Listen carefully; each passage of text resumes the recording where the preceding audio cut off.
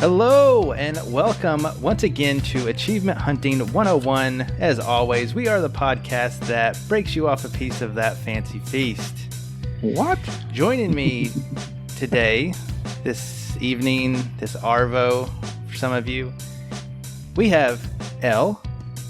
Good day, El. Otherwise known as Big L, otherwise known as the ace that runs the place, otherwise known as... I forgot.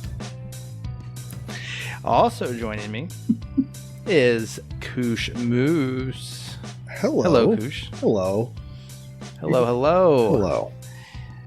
And with us as well, I'm totally going to say their name right, Inigo Montoya. Did I mess that up? Wow. How's it going, gentlemen? Coming to you from we always City, respect USA. and love racing games here at Achievement Hunting 101. Mm-hmm. Yeah, we never have a bad word to say. Make sure you Google it, El. It's a real thing. I mean... Well, thank you, gentlemen, for joining. All the way from Race City, which I did not know was a thing. Race City, like, USA. It is a very real thing. And is that like Daytona? Oh, my goodness. Daytona! Oh, my God. Yes. Close. Thank you. Knew I would get him. You're welcome. Sorry, everyone. All right. Well, it's been another eventful week. As far as gaming goes, we are still in the midst of our... I think we're all done with our punch cards, but that does not stop us from getting completions quick and easy for Vulgar's Star Wars themed team challenge. And so I'm going to do the same thing we did last week. I'm going to kick off the show with quick hits, best and worst, a couple sentences about some games that you played this week that were strictly for the points. And we're just going to start with our guest, Inigo. What have you played, good and bad? All right, so from the good category, Rabisco Plus. That's one of those rare, good Radalaka games.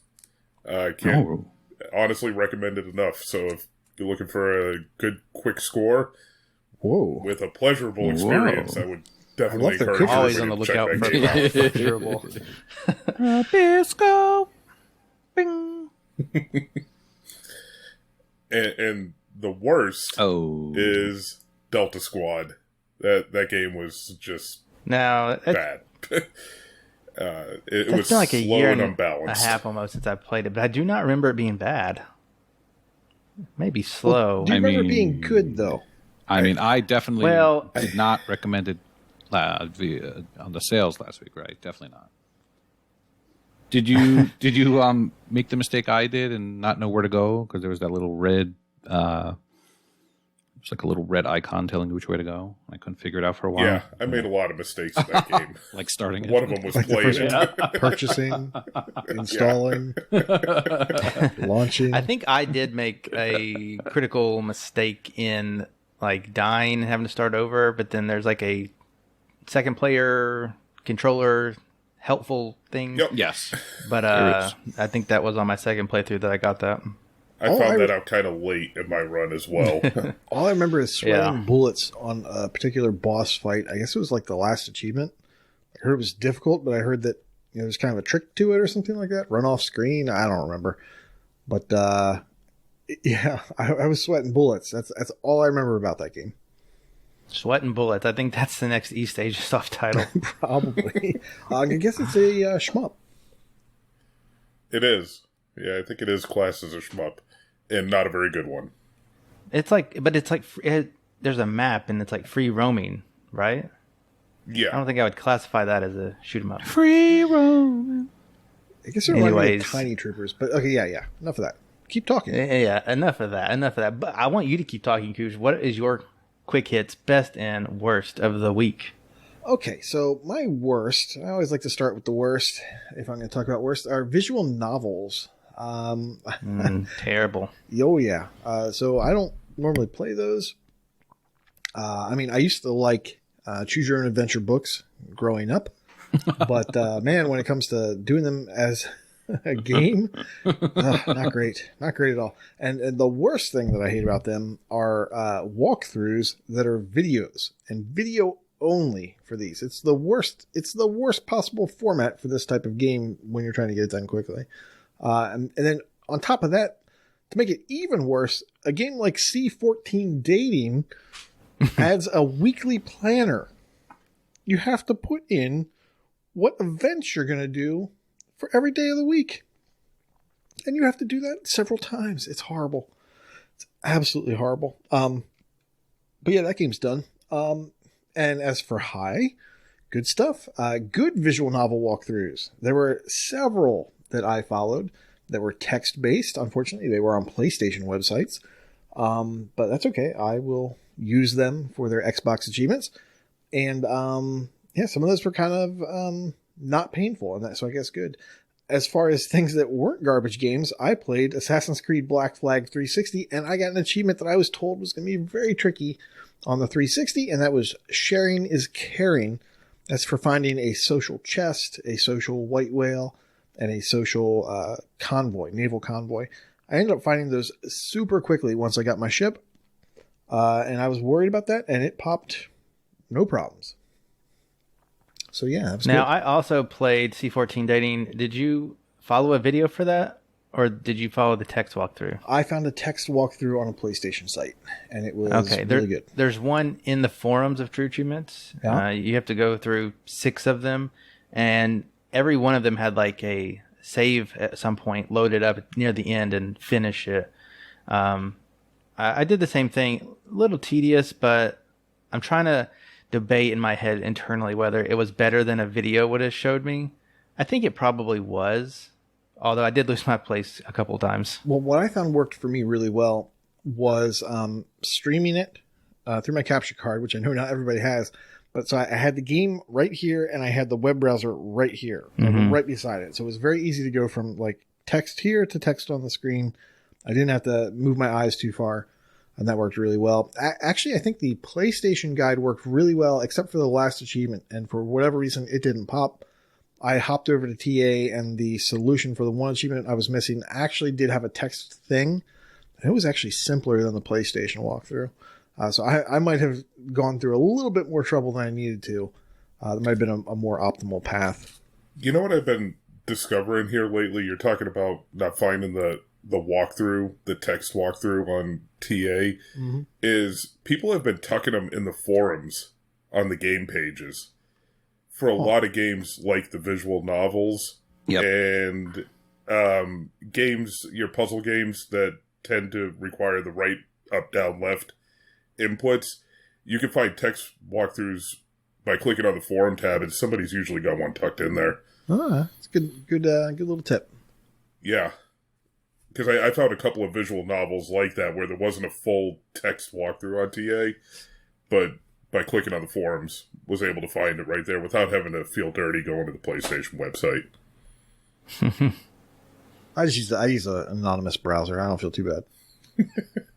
Not that we don't feel dirty enough already playing, Angels with Scaly Wings or something. Dragon porn. Speaking of...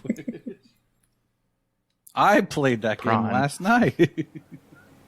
I think I was spoiled by the blind men and language of loves of the world that are less than 10 minutes. Angels with Scaly Wings was like an hour. Can't have that.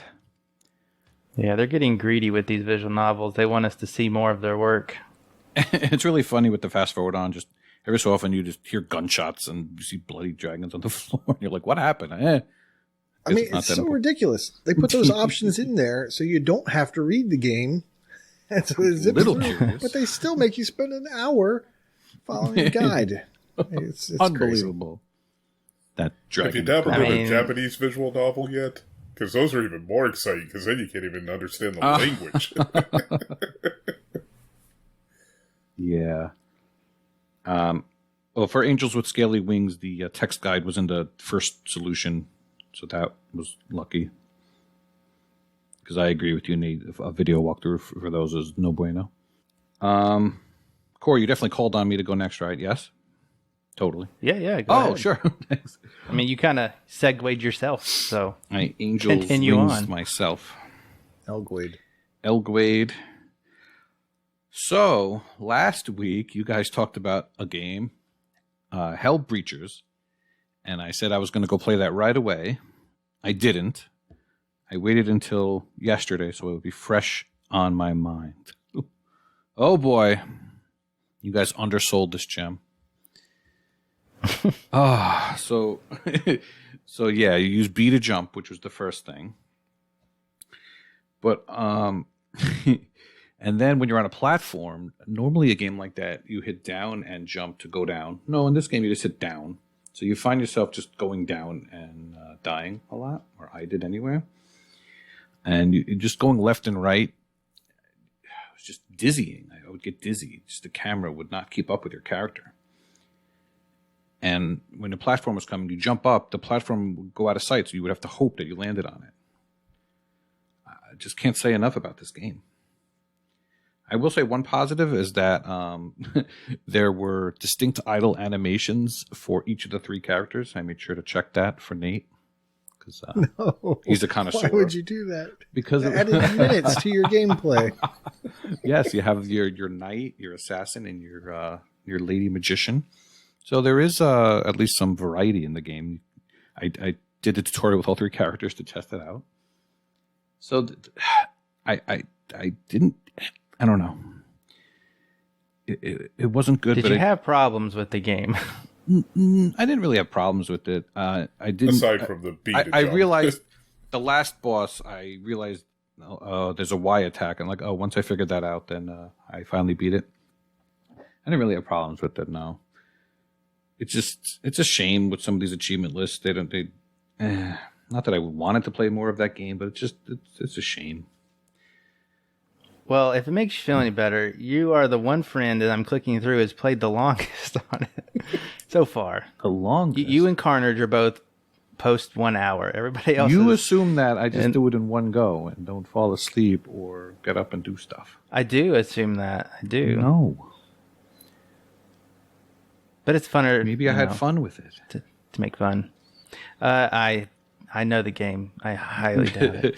Yeah, because normally a game like that you would mash on the enemies, but no, you hit them once and then they you have to wait for them to flicker and then you could hit them again. It's just yeah, we kind of move on. A note of it last week. Yeah, it was all fine until the last boss.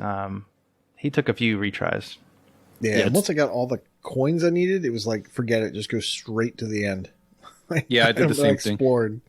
And when you open the treasures, I felt like it didn't give you anything. It's just weird. Yeah. I think it just refilled your stuff, right? Who knows? I don't even Your think it did that. ranged attack. It felt like it did Not nothing. sure. Who knows? Not me. Well, that good. What's a good thing you played? Sticking with the EastasiaSoft vein, there was one I actually liked a lot. It's called Void Gore. Because it gave me a sense of progression and progress. So basically, you start off with nothing, and then you play and you earn coins, and as you go, you buy stuff with your coins. So it's kind of, would that be like a roguelike? Where you make progress even though you're dying, and you keep your upgrades? Would that be called roguelike? Yeah, I think so. Oh, look at that. It's a shmup. It is a shmup, but so you start off with nothing, and then you get your fire rate up, and your number of bullets, and your shield attack, and I don't know. It was that one was another fun hour that I didn't like at first, and then I got into it. And the hardest achievement is getting to the 12th level of hell. So 2 games in a row, they're just obsessed with hell. These EastasiaSofts. Hell Breachers is like a baby child game, and it's got hell in the title. It's really weird, right? If you think about it. But yeah, those are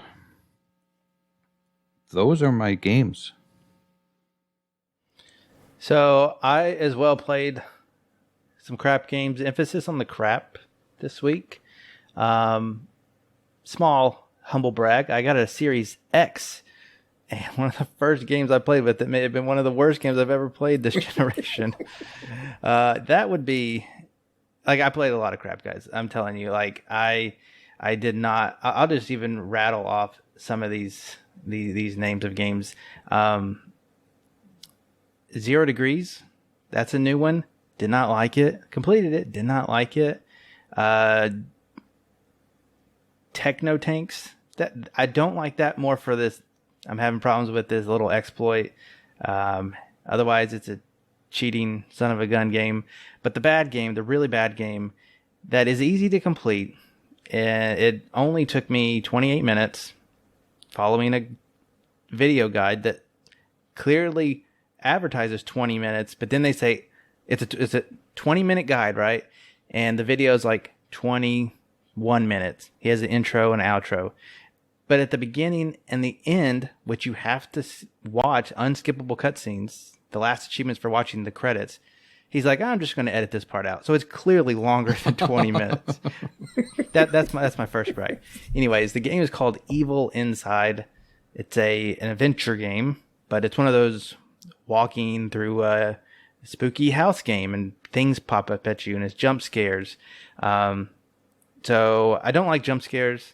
Luckily for me, I play with the sound off, and the video guide told me every time a jump scare was coming, so I did not really get scared. But they have babies and clowns and women that try to scare you. But that's not the worst part of the game. The worst part of the game is you are literally walking through this house, and you go through maybe 3 to 4 different rooms, and you're going through the same loop like 12 times. And they advertise a run or a sprint by holding the bumpers. First, that's a terrible way to sprint in a game. Never sprint with bumpers. And secondly, it really did nothing. You still walked slow as molasses. And some of the loops through the house, all they require you to do, like some of them wanted you to go pick something up. Some of them, it wanted you to walk to the end where you needed to go. The door shuts, and you have to go all the way back to the starting door, the spawn door, touch it with your nose, and go all the way back to the end again. It is terrible. One of the worst experiences I can utterly imagine. I'm so glad it only took me 28 minutes. 28 minutes I would have saved myself, but hey, 1,000 gamer score for my team. Yeah, but how about those load times, right? You know what? I didn't even notice. So yeah, Evil Inside. I would probably avoid it unless you really want that 1,000 gamer score. I'm downloading it right now. It's not even cheap either. It's like $13. Just like last week, it makes me want to play it. Well, it was kind of hard for me to pick a good, quick game this week, but I did find one with Chili Dog Interactive, another quick game publisher, and the game's called Dead Dust. $5 game, labeled as a shoot 'em up, but it's kind of like Delta Squad. You walk around shooting, and you could be shooting guns. Maybe you're shooting bow and arrows. Maybe you're throwing a hatchet or a spear. But you're just going around and you're killing these. I think they're Indians. And there's like 3 main levels. Native Americans. Okay, sorry. And if you die, you get to pick one of the other 2 characters. You get to pick whichever one you want. I don't even think they really had differences, but maybe they did. Regardless, if you go through all 3 of those, it's game over and you kind of give up. Well, luckily, Chili Dog Interactive likes cheat codes. There's a cheat code for God mode. You throw that on there and you just run through the game. The only one that you really have to pay attention for as far as achievements goes is you have to shoot. Yeah, you have to shoot your gun like 700 times. Well, the problem is you have very limited ammo, and guns are found less than like hatchets and spears, which are, manual weapons that don't count for that achievement. So you're just going to want to spam some of the guns as much as you can just to get that achievement up there. There are ways, like I did find a minigun, and there are ammo crates that you can get more ammo, and it refills a lot of it, but it depends on what weapon you're holding. So the minigun obviously shoots a lot of bullets, and so I would just grind that out by shooting most of them, picking up the ammo when I was empty, and then doing it again, rinse and repeat, and I was done. If you do all that, you're going to get all the achievements but 2, and those are for picking up medkits. Basically, you just need to play the game again without God mode, and until you get the medkits. It's cumulative. You can get a game over and retry it, so it's not too bad. But that is not a bad quick one. It took me 31 minutes according to TA. So yeah, that's called dead dust. And to touch on that, I ran into a problem that you did not. We had a brief discussion about it. Oh yeah, that's right. So if you be careful, here's a word of warning. Yes, if you use the God mode, I found out when you're in the second to last level leading up to the boss or whatever, there's a sequence that you go through. If you run out of ammo and you're in God mode, you're done. There's no way to refill your ammo during this portion. And not only that, you can't get killed to try to restart. So I actually had to quit out of the game, go back to the beginning level, run through it again. So, word of warning, when you're on the horses in that game, you can get in trouble in God mode. That is a good word of warning. I don't know if I was ever close to that, but I'm glad it didn't happen to me.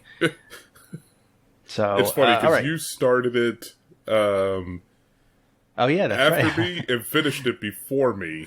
And we were actually playing it, I believe, at the same time, not on purpose, but and the reason you finished it before me is because I had to go back to level 1 and replay the entire That's game. right. That's a small little brag in our Rebel chat, which, by the way, this is a podcast full of rebels, and I think we're spending our time. So I can't wait to see the bonus points we get for that. Everybody else gets the score. We have to make a podcast. But anyways, thanks for the quick hits, gentlemen. I'm sure some of these people will love to play your good games and your bad ones. Are you saying the Empire set us up, 4 of us, to play this to distract us from scoring? That is something they would do. You know what? That would be a good strategy. I'm actually just going to go ahead and here we go, just a shots fired moment. We're doing this to help them out. Okay. Oh, he's pointing to the stands, everybody. He's pointing to the stands. Right. Fired. Well, let's get into some games with a little bit more meat to them that we want to showcase. We'll kick it off again with you, Inigo. What have you been playing this week or recently?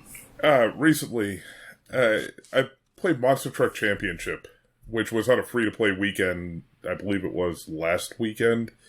Don't hold me to that, but I know it was recent. And pretty good game, actually. It's in a very similar vein as Wreckfest, but it's a very good monster truck game if you get into those kind of things. Being a southerner, monster trucks are a big thing around here, so I personally enjoyed the game. Very well put together. It doesn't overstay its welcome. The physics are pretty good, with a little bit of a caveat. There is a Series X and an Xbox One version. There is a stack for this game. I did notice that the Xbox One version had some, as I did play both of them, the physics in it weren't as crisp as the Series X, which I found to be a little shocking. The game's actually played wildly different. And I don't know why that is, but it is what it is. But the physics on the Series X version were really good. It was a very well put together game. Again, doesn't overstay its welcome. And for the achievement hunters out there, not a difficult completion, but there is a very strange thing about this game. Not a lot of completions, because quite a few people realize pretty late, when you load the game up and you create your character for in-game, it asks you what difficulty you want to play on. If you do not set it onto the extreme difficulty, you will actually have to delete your save after you've played through the game, go back and restart it on extreme, play the entire game, and earn every single achievement again without a notification to get the PlayStation achievement for getting all the achievements in the game. It's odd, because you cannot change the difficulty once you've created your character within the game. You got to hard kill that save. Yes. Man, that is rough.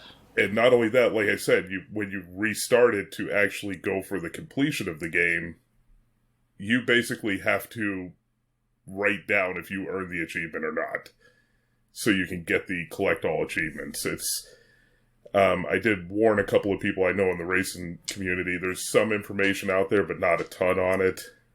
So I do still recommend the game, but if anybody's going to play it and you want the completion, make sure you select your extreme difficulty before you start.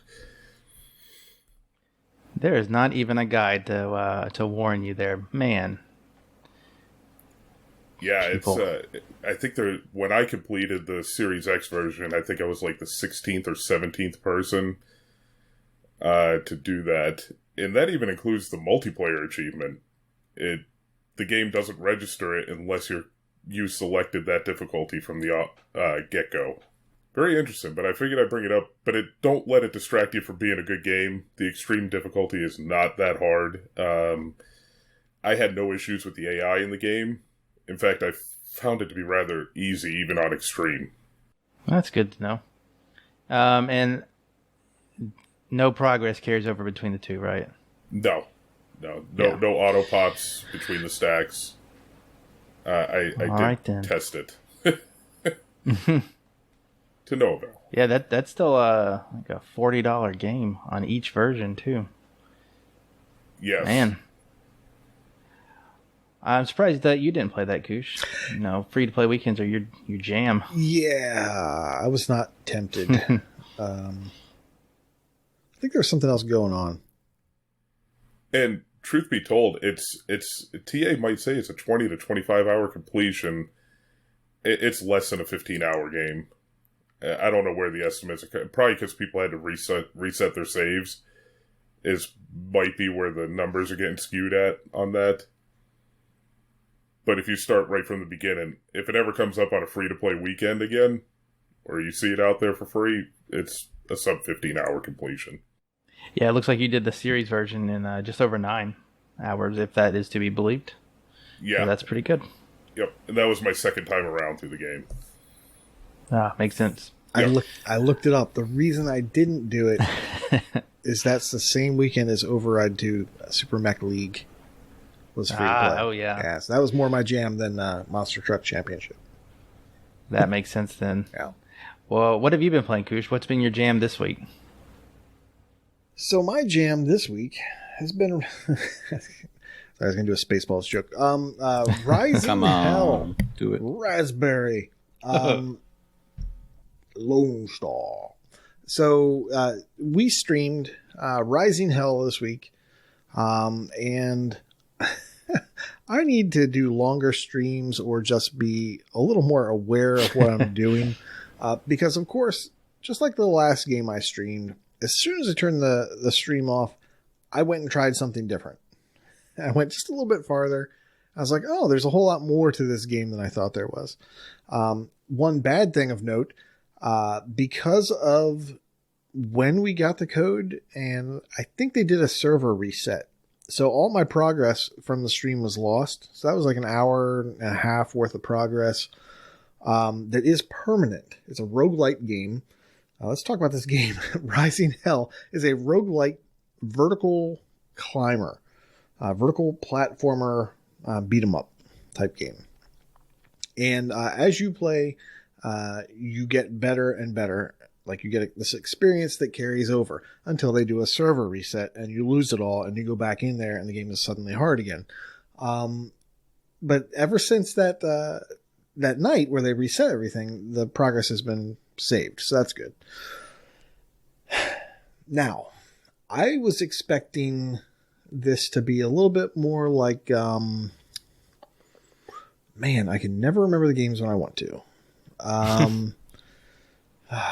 Sign of getting old. Not Valfaris, but the same. Slain Back from Hell.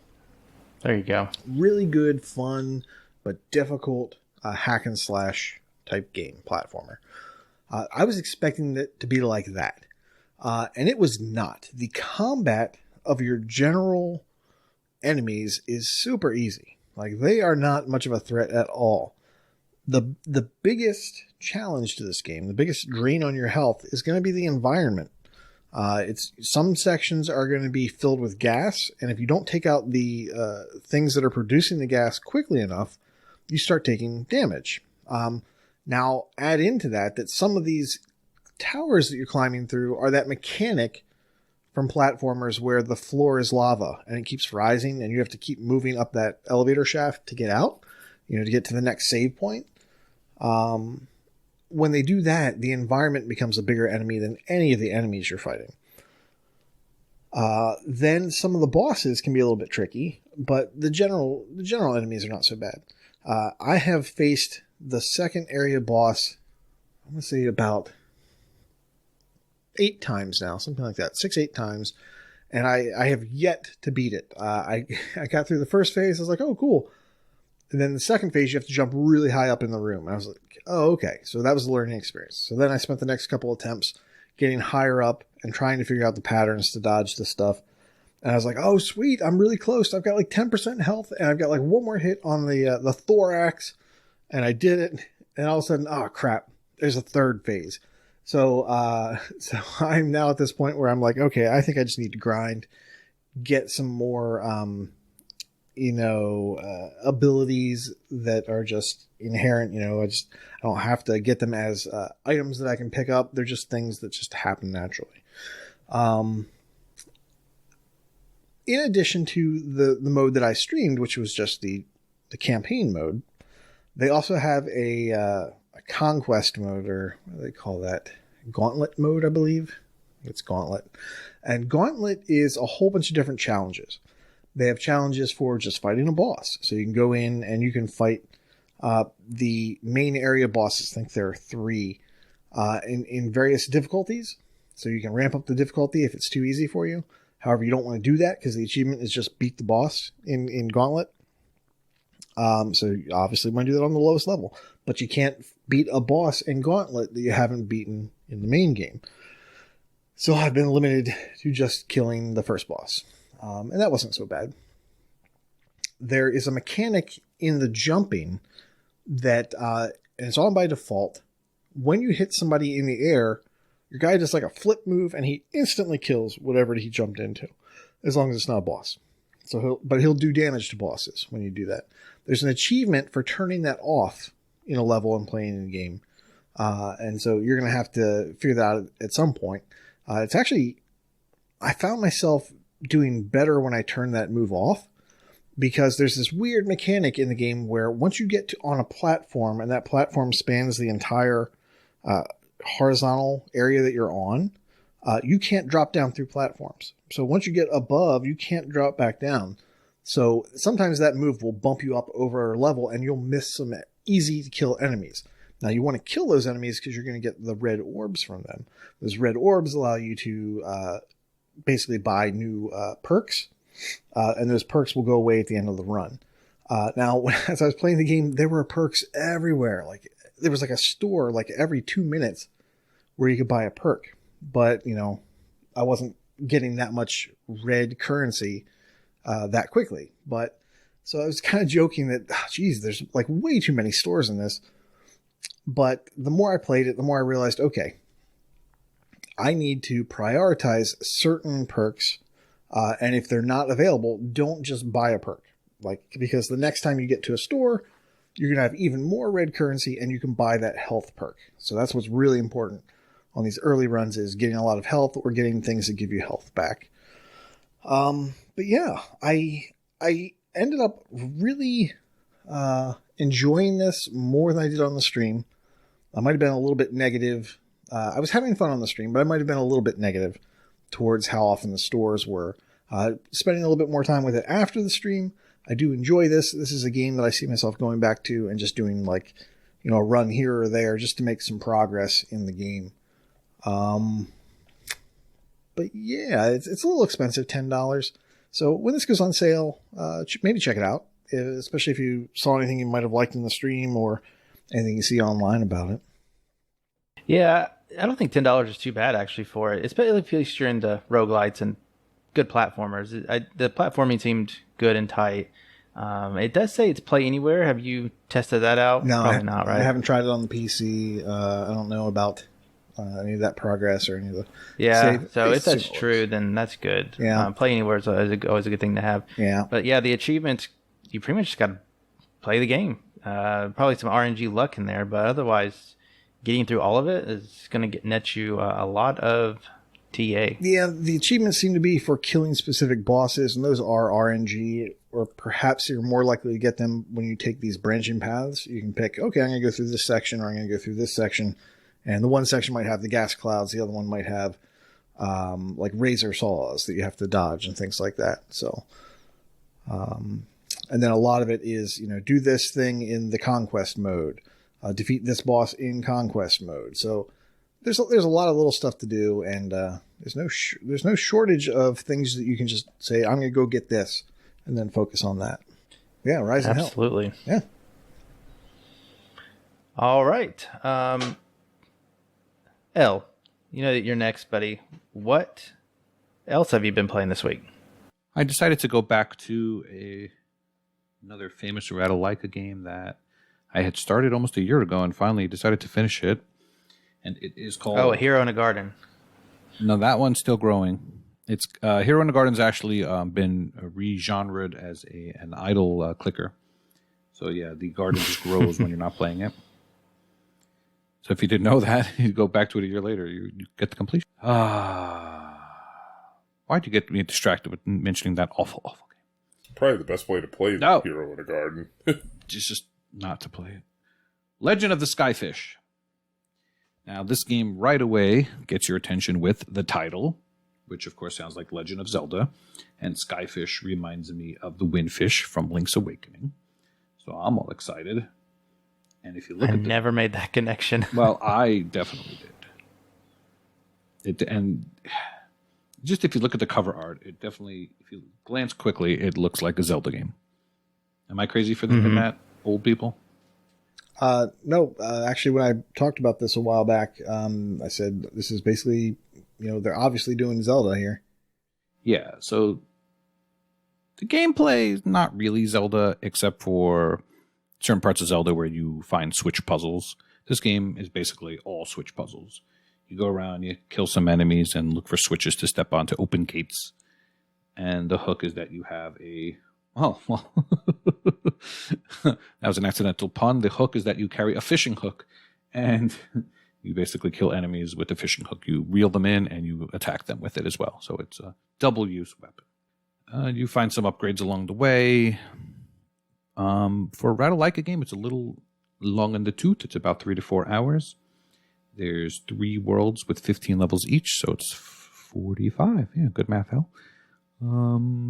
You don't need a guide unless you get stuck. I will not let you know if I got stuck. Maybe I did. Yeah, basically you just have... There's some times where you have to hit a green switch and it's timed and you need to make your way to the door in a quick amount of time. Other than that, the game's pretty easy. There are very nice checkpoints, very generous, and you get full health at the checkpoints. It's just a nice laid-back game. I recommend it to anyone.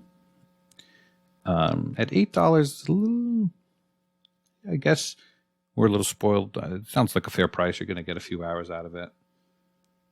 It's colorful, and it's fun. And I did some Google Foo, and it looks like there is a sequel out. So hopefully it gets ported over to the Xbox, because it looks even better.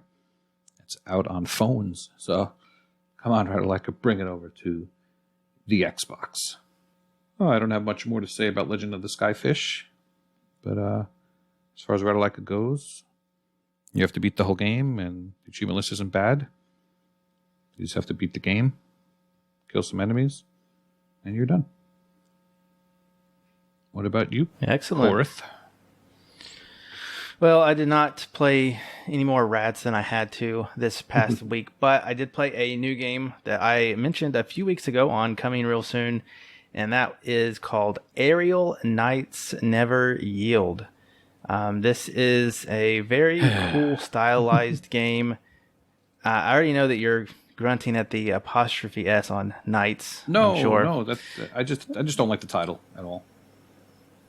Aerial _ Knights apostrophe I S. mean, I Never guess the yield. apostrophe is okay. It belongs to the Aerial Knight. I don't know. I'm not I sure. just don't like the title. It's clunky. But it's very stylized. It's kind of like a Japan Tokyo style on top of a Detroit feel, which makes sense because this was all created and developed by one person, and he lives in Detroit, so that kind of makes sense. So it's very amazing that this is by one person. There may have been some last minute push by their publishing company, Head Up Games. They put out some good quality games, so I do look forward to their games. And this one did not disappoint me. I streamed it, and I streamed it for, I don't know, about almost an hour, maybe even longer. And it's kind of a runner. It's not an infinite runner per se. The levels do have a set start and end point, but you are going through the game, and you can play all of this with one hand, really, if you really needed to for whatever reason. And you can play with the D-pad or the thumbsticks or the face buttons. And basically, you are running constantly. You can press right to sprint. Some obstacles you do need to sprint, be quicker than. Other things you have to duck or jump over, and there is like a vault, which is like a smaller jump, and then a large jump. So you have to use those accordingly. And you're just going through and doing the level, dodging things and getting through. There are like coins, like one coin maybe per level that appear that get you into mini games between the scenes. I'm still figuring that out. I think there's probably an achievement tied to completing an entire one. But other than that, there are just 13 levels in the game, so it is a pretty short experience. I think the meat of the game is, keep playing and try to get in, faster times and things like that. But to just experience the game and get through it, it will not take you super long. There are difficulties, but there are not related to achievements. I did play on the hardest. I played on all 3 difficulties, and the hardest just basically adds more obstacles and less reaction time. What I noticed on stream is that, at least on the easiest difficulty, right before you get to an obstacle, it slows down majorly. So it gives you that time to think. The middle difficulty reduces that time to react, and then the hardest difficulty, while adding obstacles, takes that away almost. You might have like a split second to pick, but it's really not that hard. I ended up playing most of the game on the hardest difficulty. However, there was just one annoying thing that after you beat not after you beat a level, if you happen to fail an obstacle, you'll get put back to a checkpoint in the level. And the hard difficulty has less checkpoints, I think. Anyways, once you fail, you have the option to continue or yield. And the title of the game is to never yield. I think there might be an achievement for not yielding. I'm not sure. There are 2 achievements that are unobtainable at the moment. The dev has said they put it in a patch, but nobody has got them yet. Anyways, when I failed a couple of those obstacles, I'm constantly holding right because I'm running, and the right option when you fail is the yield option. So I more than once accidentally quit, had to go back to the main menu and go back into the game.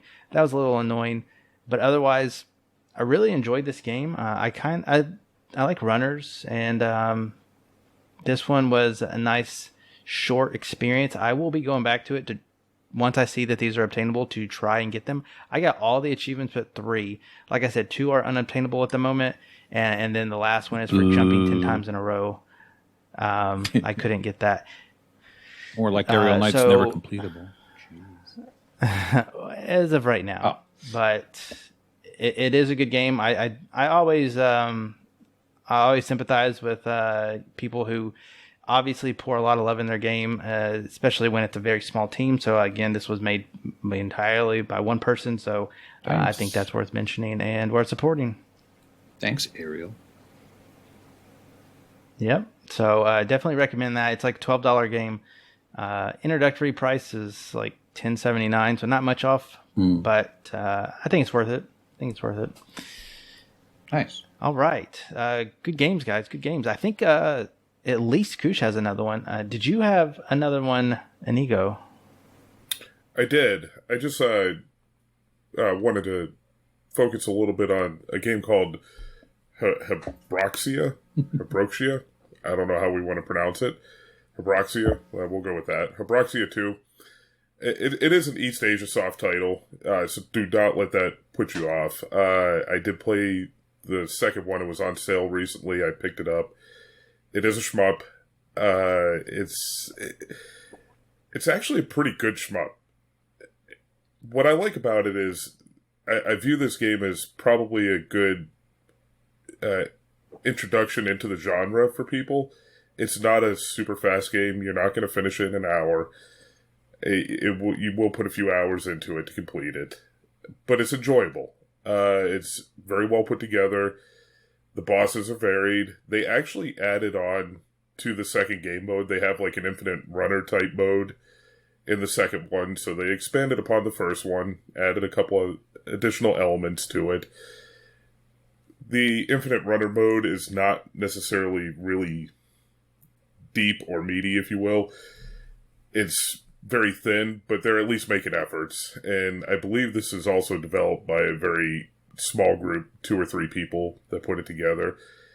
I like the music in it. Very well done. It's an enjoyable experience if anybody has played it. It doesn't punish you like a lot of shmups do for your skill level, and that's why I like to bring it to people's attention to check the game out if you want to get into the genre.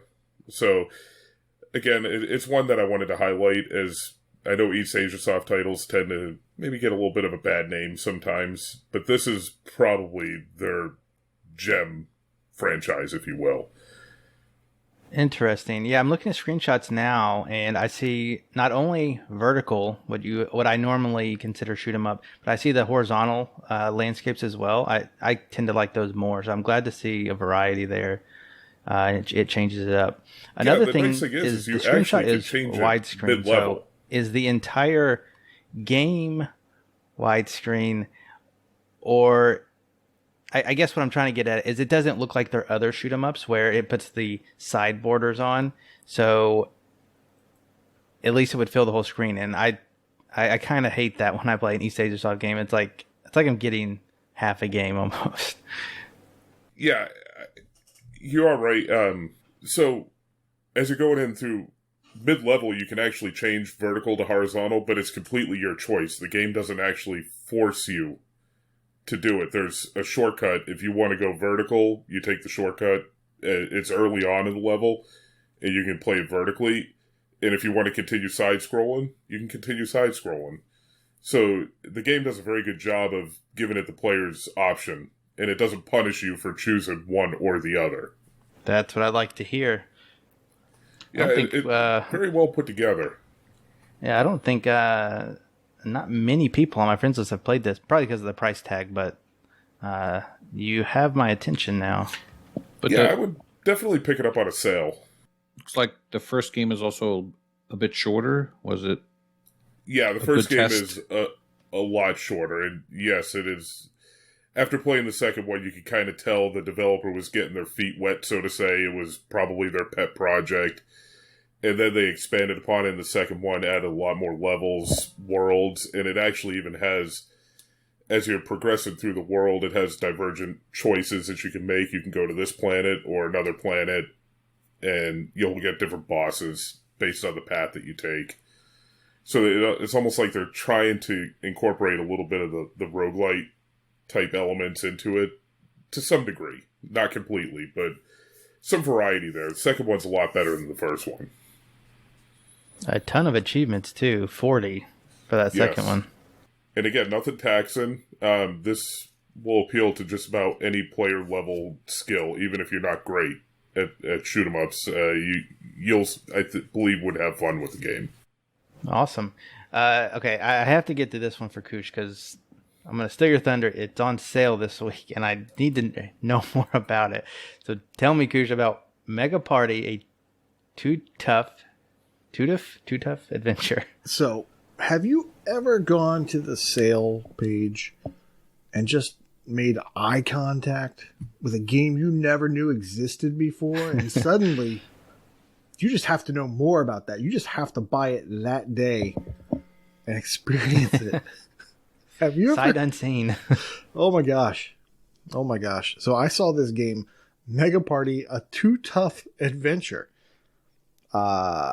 This thing looks interesting. You owe it to yourself to go check it out and see what the heck is going on there. This is a French developer, Vitasoft. Now, when I was growing up in Boy Scouts, I had a friend, and his mother was French. And I was introduced to French comic books at a very young age. And, oh man, that left an impression on me. Asterix and Obelix, I believe was one of them. And this just reminds me so much of that, that style. You would love the humor. Everything is potty humor. It's all farts and whatever, and stinky. Why me?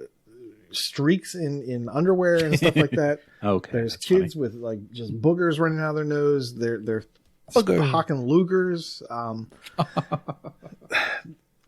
What is this game? What even is this game? It is crazy. It's like a licensed. Well, it is licensed because there was a TV show that this is based off of, which I think was also maybe based off of a comic book or something like that. You're essentially just running around. There's 3 main levels. I think it started off with 2 and they added a 3rd. I don't know how that all shook out, but there's 3 main hub worlds that you have to go through. Inside of each hub world, you have a series of mini games you have to complete. You don't need to come in first in all these mini games, but you do need to do well enough that you reach a certain percent progress. There's also hidden naughty things you have to do. Just being a nuisance. It's kind of like the Bart Simpson. I mean, he's kind of like a Bart Simpson type guy. You have to do the French Bart Simpson. Yeah, he's like a French Bart Simpson. One of the things you have to do is the classic: get a newspaper, get dog poop, set it on fire, ring a doorbell. Like that's one of the things you have to do on one of these levels.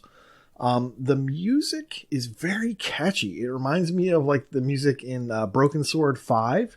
If you know what I'm talking about, that one song by that band, it's just like it's an earworm. It gets in your head, and they only have like one song per level, and so you're going to be hearing them a lot as you're going through. There are missables. There is no level select, so as you're going through, if you want to minimize your run, you probably want to look ahead and figure out exactly what you need to do.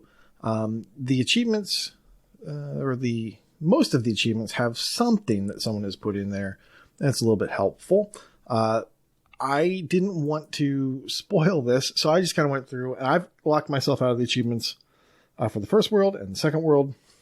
I'm going to try not to do that on the third world. And I think for the third world, you actually just need to complete it. You don't need to do the crazy things on that third world. I could be wrong. But I essentially have to go back through and do a second playthrough at least to get through the first 2 worlds. But once you're done that, you then have to go through and play the mini games. So there's a whole bunch of different things you can do. You can play this campaign that you go straight through, and then you can do the mini games. And apparently the mini games are easier if you plug in 1 or more controllers. I haven't tried this myself, so I'm not positive. At least 1 controller, and that takes at least one of the CPU opponents out, and it makes it easier. All you have to do is win at the end. Once again, you don't have to win every mini game, but you need to win enough to come out in first place. And the mini games are weird. They're very different. Sometimes they're race based. Sometimes they're button mashing based. Sometimes they're get the thing before the other guy gets the thing, kind of like steal the bacon or whatever. But yeah, it's crazy. And I was actually talking with Mental because he's one of the only guys that I talk to somewhat regularly that actually has played this. And we were just, people need to check this out and see if it is for them, because I had no idea this thing existed. It was released in 2019, November of 2019.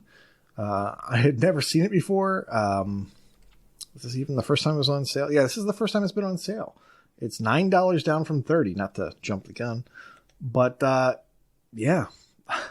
wouldn't say I love it, but I would say I'm happy that I bought it and happy to know that this exists. It's just crazy enough that I have to play it. Right. Yeah, shout outs to Mental. He's another one of our favorites who has no self-control. He bought the game and played it today and has already beat it. Wait a second. I said one of our favorites. No, I'm you probably self-control. Yeah, the self-control is the thing I had the issue with. Yeah, mental. I mean, I guess you had a tab open for a good 12 hours. Mental doesn't open tabs. He just adds to cart. Yeah. But yeah, Mega Party, a Too Tough Adventure. Oh, hold on. Where did I see this? Interesting. It looks like it has a different name, maybe in a different region. Possibly. Yeah. I guess it came out as Inconceivable. Yeah. Mega Party. Yeah. And then I guess for us it's called Mega Party, a Too Tough Adventure. I've actually bookmarked some YouTube videos to go and watch the cartoon. And it's something. It looks very true to the video series. It kind of reminds me of Hey Arnold, which I never actually watched, but I would always see it as I was flipping through the channels. That art style kind of reminds me of it. I think you've sold me. I gotta know more about this. So now, I gotta ask though. I was just glancing at it on TA. It has a rating of a 1.94. Yeah, I don't know why. Let's see how many people have rated it, though. It doesn't even tell you. I think that means one person. But that wouldn't work out, number-wise. Why are they rating it so low? I don't know. Maybe because it's a little bit obtuse. Sometimes you don't really know what to do. And if that's the case, go look for the guy in the red sweater. Because he's your buddy. He's actually like the devil on your shoulder that tells you all the naughty things you should do, and then he kind of gives you the idea, and then you go do it. So that's anytime I got stuck, I was like, "Hey, let me go talk to that guy." And sure enough, I'd talk to him, and he'd be like, "Hey, go try this thing. Go put poop on this guy's doorstep." So I'd go do that, or he'd say, "Go kick this person," and I go do that, and then I would eventually get through the levels. My second playthrough is going to be super fast. The motion feels a little bit off on this at first, but it doesn't have to be exact. And the camera's a little bit not great, but I mean, it's a $9 game and you're just going to blow through it. So I wasn't expecting gold, but I found comedy gold. That's all we can ask for. Yeah. All right. Well, we kind of mentioned it before. Let's go right into sales. Nice little segue there. Guest Inigo at the top here. What do you recommend that is on sale this week? All right. One game that caught my eye was the Grid Ultimate Edition. And I don't know if you've noticed the recurrent theme here, and I'm doing this strictly for L tonight. But Grid Ultimate Edition on sale, normally $44.99, down to $11.24. Nice. This includes all 3 DLC packs with the game, which are normally $5 a piece for the DLC. So you're going to get $15 worth of DLC for $11 with the entire game. Now, is this a quick completion? No. It is not. But Grid is a fantastic franchise. Codemasters has always done a good job with the Grid series. Back on the 360 days, it's probably in the top 10 racing games I played on the 360 era. And they rejuvenated the franchise going into the X1. I have not played it yet, but the price definitely caught my eye. Again, it's get all the DLC, everything included, $11. Can't beat that. All right, Inigo, so I can make a judgment here. What is better? Is it Forza or is it Forza Horizon? Which one is the better series? Oh, Horizon. Oh, okay. Yeah, I struggle personally with the simulation games. I've spent hundreds of hours playing Forza, and it could be a little bit of a snooze fest after a while, but Horizon at least keeps it fun and interesting. Okay, so would Grid be kind of more like a Horizon-ish side of that spectrum? Think of it kind of in between the spectrum. It's not quite as arcadey as Horizon, and it's not quite simulation as Forza. It's right dead center in between the two. Okay. Koosh's wallet is still in the same place. Yeah, it's not opening. It's not budging. It's still hurting from Mega Party. Well, and anybody that knows, actually, if anybody knows any history about the Grid franchise, Grid 2 on the 360 was one of the...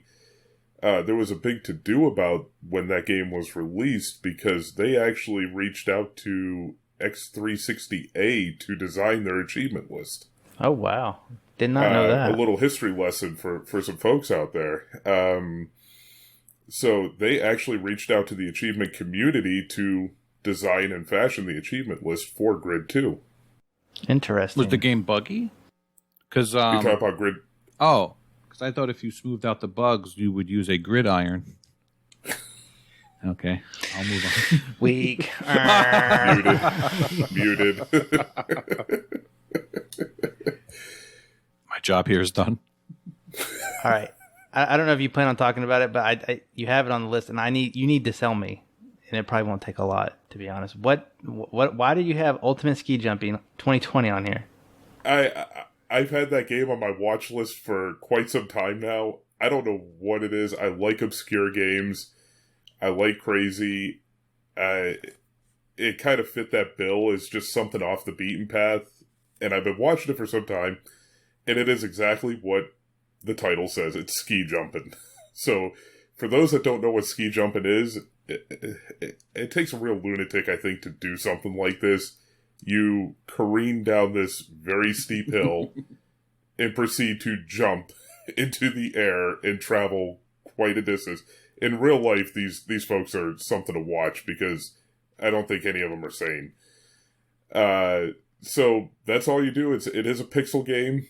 So you go down the hill, you have to time your jump, you have to hold your form in the air, and you have to time your landing. Okay. That reminds me of a game I played like on Windows XP or something. Yeah, and it is probably Why are you talking about Windows XP like it's old? tag. You mean Commodore 64? Is what you're saying. Maybe. I want Winter to Windows Games is what 95. you're But thinking of. Is it? Was it called Winter Games? Well, it reminded me of what I played on the Apple II. Yeah, Winter exactly. Games on the Apple II, and I loved it. I love the ski jump, and California that's why games. That's why I've been waiting on this game to go on sale. So Go I have for been it. waiting for some time for this to go on sale myself. And maybe it's a generational thing, I don't know. Is it strictly because of the type of game, or is it easy achievements? It's more the type of game. Now you have a lot of gamer score in it, and you just got it. Yes, I actually just started it last night, and the game will spit out the first 10 or so achievements at you without even batting an eye. There is a little bit of a haul on the backside of it. I would probably expect to spend at least 6 to 8 hours, I would guess, just from what I've played of it. But now, it's not unenjoyable, I don't think, 6 to 8 hours. Yeah, it seems like the last achievement you'll get is winning 250 times. Do you have enough experience to know that if my nephew would like this game? I am about 100% confident your nephew will thoroughly enjoy the game. and they'll love that one level. That one jump over and over and over. And for those that are you're exactly right. This is something your nephew will enjoy playing while you're taking a nap. Excellent. If you buy this game, to hear that. If you buy this game, you might get a random request from me to play the game, like I did to Inigo last night. Yes, L stepped up to the plate, hit a home run last night, sent me a message and said, "Invite me to your game." There is one multiplayer achievement. You just have to play one game online with somebody, and boom, without any solicitation, L, even though he is a Giants fan, stepped up to the plate and helped out a Pats fan. So we can commend him for that. Yes, we are all brothers in the rebellion. That's right, for the greater good. Never again. Because I think it's a 50-point achievement, too, for about a minute's worth of work. Yep. The loading time was longer than the game itself. Yeah. Speaking of, I don't know, more sales. Koosh, you have more sales on your list. Well, Sorry, that was the worst one of the night. I didn't put it on my sales list, but let's just bring it up again. Mega Party, A Too Tough Adventure, if that's how you pronounce it, is just get those details out again. $9 down from $30, and we talked about it. So why don't you just hit rewind, and there you go. In addition to that, Owl's Awakening is kind of a more traditional Metroidvania, and it is $5 down from $10. This came out in 2019, November of 2019, and I streamed this on Mixer, and it has been lost in the ether, so I don't think that exists anywhere. This is the lowest price it's ever been. I enjoyed it. I don't remember why I stopped playing it. Probably something shiny. But yeah, I thought it was decent at the time, and I am picking this up, and we'll go back and complete it. Along that vein, Control. $7.50 down from $30. This is a third-person shooter from Remedy. It seems super high quality. I've heard so many good things about it. I have dipped my toes in, gotten 1 or 2 achievements, and I loved the Control. And with all things I love, I am not playing it. I will come back around and play it when I find that I need to put something in my crawl that's like super good. One thing to note. There are 2 DLCs that are not included in this price, and they are $10 each normally. So maybe you can get them on sale later. Hold on. Yeah. They're not included? I'm pretty sure that... I don't think they're included in this version. Oh, I see what you're saying. Yes. Control... Okay. It's normally $30. It's on sale for $7.50. Got it. Yes. Yes. Yeah. The Ultimate Edition that's not on sale, it seems... Yeah, you're right. It does contain it. Otherwise, the game is in Game Pass. Yeah, I didn't check. But like you said, you like to own it. Yeah, so. I like to own it. I didn't check to see if there was a bundle, so that might be on the sale page. I'm not sure.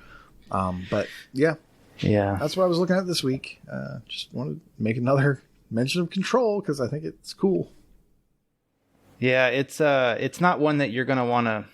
I mean, it's doable on a 2-week notice from Game Pass, but it's probably not one you're gonna want to really spend a ton of time on because it can be a little lengthy at 20 to 25 hours for the base game. So just to put a forewarning out there. All right. L. Yo, what up? What is your L's this week? Oh my God. 3 years to come up with that one? So right. I'll take it. Sell it. Selway. All right. I've got I and Me, a puzzle platformer from Ratalaika. It is one of those games where you control 2 characters at the same time, and it's very confusing. But once you get the hang of it, it's quite fun. I did most of the game on my own. There's a couple towards the end I needed to consult a video, but there's also a button in the game where it gives you a hint. It basically spells out what to do in the beginning if you're stuck on how to begin, and then you can kind of piece out the rest. That is $5 down from $10. And then if we haven't talked about EastasiaSoft enough, there is Zero Strain, which could be a strain on your eyes, because I just booted this game up before we started the show, so I could have some first-hand knowledge on it. And I didn't know what the heck was going on. I expected a typical shmup, and it's not typical. You are going from like a top down from side to side. You're not just I don't know. I don't even know how to explain it. Just stuff everywhere, and you need to shoot it. And there's this girl that talks to you and tells you what to do, and you ignore her, and then you don't know what you're doing anymore. Have you guys played this game? It is $4 down from $10. It's supposed to be 0 to 1 hour. I've played it. I got up to the 6th level. So I only have to get up to 9 levels and beat the last boss, but I've been dying now. Am I supposed to go back and do the old stages again? Do you remember? I don't know what's going on. What? I don't have a very good recollection of this game. I probably means you played that easy. 70 completions That was ago. probably easy then, and I which was last week. All right, well. Actually, I believe this might have been a leapfrog game, to be honest. Looking at the timestamps, that's another lifetime ago. It's a blur. Yeah. That seems like an eternity ago. No, I do remember I did struggle a little bit later in the game. And I think you have to... There's a certain... a ship you have to buy, if I remember correctly. I'll have to go back in. All but right. I think you have to buy a certain ship. I was rushing. to help you out. I kept dying, so maybe I'll Yeah. watch a video or something. But anyway, that's $4 down from 10, so that's a pretty good price. That one caught my attention, but I kind of put it on the back burner, or on a checklist way far back, just because anytime the screenshots have blur in them, I worry. I just worry that the game's going to be a blurry, can't follow mess. Worry about the blur. Yeah. Yeah, there's a lot going on. A lot of shooting. A lot of colors. It's a little confusing. What about you, And Rawker? it can be hard to track your ship sometimes because there's just a lot going on. Exactly, yeah. Yeah. Manic. So this week has a ton of games that are either first sales or rare sales, but a lot of deep percentages off. And Black Sad Under the Skin is finally on sale digitally. $10. Now, this is 80% off. This is normally a $50 game. If you remember, I talked about it several months ago, I think in February, and I picked it up about this price physically because the digital version never goes on sale. And here it is. This price is tempting enough to where it's like, oh, I kind of want it digitally. I don't have to worry about a disc. But this is that kind of Telltale-like game, very narrative-driven game. You're kind of solving cases. I don't really have a good heel on how long it would be, but it was very interesting. One thing to note is it took me, like, the load times were not good. I'm actually kind of curious to how it works on the Series X now. But I know some people were very interested in this game because you play Detective Cat. What we learned is derived from a book series. And so if you have any knowledge of that, then you might be interested in this. I believe this is also a French comic book. Yeah. Yeah. I want to say, like, this is not typically my jam of a game. Too much reading, but I want to say that I'm not done with it. I don't know. I like when it's animals for some reason, being like real people. That just gets me. Another game that I just checked has not been on sale is a Vayner, and it's one that I think is vastly underplayed. 130 tracked gamers on TA, and that's called Escape from Tethys, and it's a Sometimes You game. Basic, but satisfying is how I would describe it. And it's probably better than at least 30% of other Vayners out there on the list. I think it's very underrated. There's like 100 Vayners, 107. 10 or 12 are not out yet, so I don't know. I think it's underrated. If you're into Vayners, definitely check that out. It's only $6, normally 10. But yeah, first time sale that I can tell. Actually, it may have launched cheaper and then it went up in price, and this is the first time back down. Just to note. And then the last two things I want to recommend purely for my friend ElroyOMJ's recommendation, because I know if he were here, he would want us to shout the praises of Sobaka Studio, if you've heard recently on some of his extra segments. 9 Monkeys of Shalom, not the other version. That is $12 down from $30. It's a beat 'em up.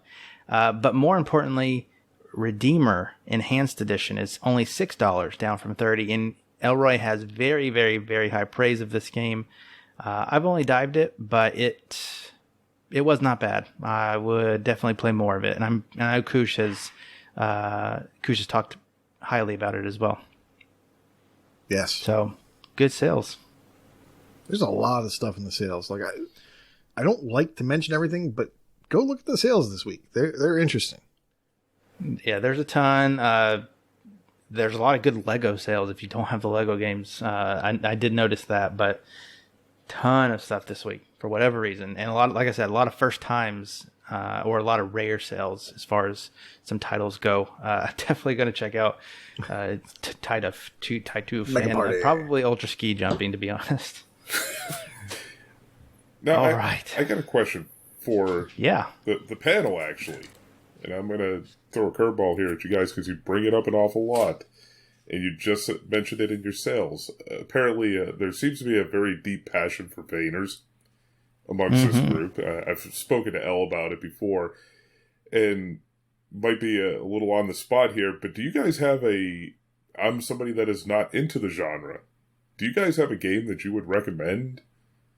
Possibly out of the, and as a good jumping off point that somebody could get them into the genre and be able to enjoy it and maybe learn a little bit about it. Definitely not Castlevania or Metroid Prime. That was like a FuFu level troll.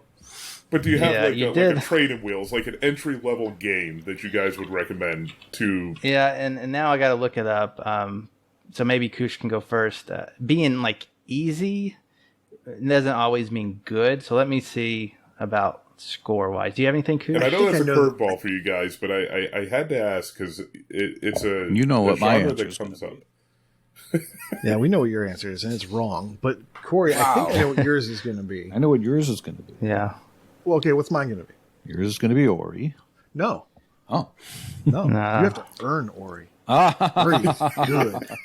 You need to appreciate Ori. You have to dip your toes and be worthy enough for Ori. I would actually recommend, and this is weird, The Mummy Demastered. Oh. I think The Mummy Demastered is a very good intro to a classic Metroidvania scheme. It's interesting. It's a shooter-based Metroidvania, and it plays a lot like Super Metroid. It is the most Super Metroid of games, maybe with what's the one? Axiom Verge. Yeah, thank you, Axiom Verge. Maybe Axiom Verge aside, it is the most Super Metroid-like. I would say it probably even beats Axiom Verge from what I've played of it, in terms of its direct ties, lineage-wise, DNA-wise to Super Metroid. So that I think that'd be a great intro. That's a really good answer. And as far as the completion goes, it's not terrible. You do have to do some save scumming to get the completion easier because they want you to not die. But otherwise, it's fine. That's actually, I don't know if I mentioned it on the show before or not because I have terrible memory, but with the Series X, I'm actually using the limited hard drive space to prioritize my games. And with the Vayners, I have like 3 or 4 loaded on. The Mummy Demastered made the list because I have 1 achievement left, and that's just cleanup. And that's with a lot of Metroidvanias is there's cleanup with the collectibles typically. So yeah, very good choice. I do agree with that. Now I cannot get away from, and I've mentioned it before, the 2D platformers are my favorite. I can't. It takes a lot to really beat that, if any really can for me. And I always go back to the one that kind of brought me into the genre without even knowing it, because I didn't even know what the term was before talking to the Moose here, really. And it's not easy completion by any means, and that's Shadow Complex. They have a remastered version for Xbox One. Yeah, I can't get away from it. It's so good. And the only things I have left to do are like hard playthrough in a quick amount of time and 100% run in a quick amount of time. And unfortunately, that kind of comes with the territory of Metroidvanias. Speedrunning is a thing with them. So sometimes you got to play through them multiple times and you got to do it fast. But this game in and of itself it was so good, and I can't recommend it enough just to get into the genre, I think. Yeah, Shadow Complex is great. Yeah, and part of why I like Metroidvanias is one, it's not overly convoluted genre. Like we said earlier, like 107 games right now, and a good handful are not out yet in that count. But then you can spin it in so many different ways that all the games feel different. They all, like Wakapeil feels different than Shadow Complex, than Batman Arkham. They all just have their own little things that make them unique. Carry On, they're like totally different games, but they all have that same core value that I think we enjoy. Damn it, Corey! I was just going to say Carrion. Sorry, bud. Go for it. I like Shadow Complex so much. Sorry, Al. I like it so much. I would make that my second Vayner, and because I think you need to earn that one too. Need to earn Carrion? No, not Carrion. Shadow Complex. I was gonna say do Carrion because I have a sneaking suspicion it is leaving Game Pass next month. July 23rd it came out, so I would do that one. Just a sneaking suspicion. And the reason I pose the question is I'm looking at my tag right now, and I have 2, 4, 6. I have 7 of them, and I think this whole panel would laugh at the 7 that I have. Oliver, Jack West. I've done all of those, Mytopia, Prehistoric Dude. Paradox Soul, Prehistoric Dude. One of them I haven't started, which is Dust and Elysian Tale. So, and I wanted to ask the question because you guys do talk about it quite often on the show, and maybe help some people that might be listening. Because when I first joined the AH101, I didn't even know what the term Vayner meant. I had no idea. Looking through conversation, listening to the show, I started picking up, obviously figured it out. But again, I think it'd be something good for the community, maybe somebody like myself, where, okay, maybe I want to try an actual Vayner out. Where would I want to start at? And that's why I asked that question. It is a good question. I love that question. Yep. I mean, if you still have Guacamelee kicking about, I was going here next. I mean, I do love it because it's got co-op, but even alone, I would say on hard, it actually gets quite difficult, but on normal, it mixes exploration with fighting, with platforming, with humor. It just does everything well. Music. Yeah. Fun fact, Guacamelee was the other Vayner that made it to the Series X install for me because I have to do the hard playthrough. I didn't know enough to that you could do a cheat code to do that first playthrough. That's so good. I think you would have turned you off completely if you had done that, honestly. Probably because the first Guacamelee has those terrible challenge rooms that I somehow finally managed. But now I know in the Vayner room, just I don't have any experience with it. I don't think Corey does. Monster Boy and the Cursed Kingdom has been brought up as a very good intro as well. So lots of choices for your first few. Maybe Outland, something a little small scale.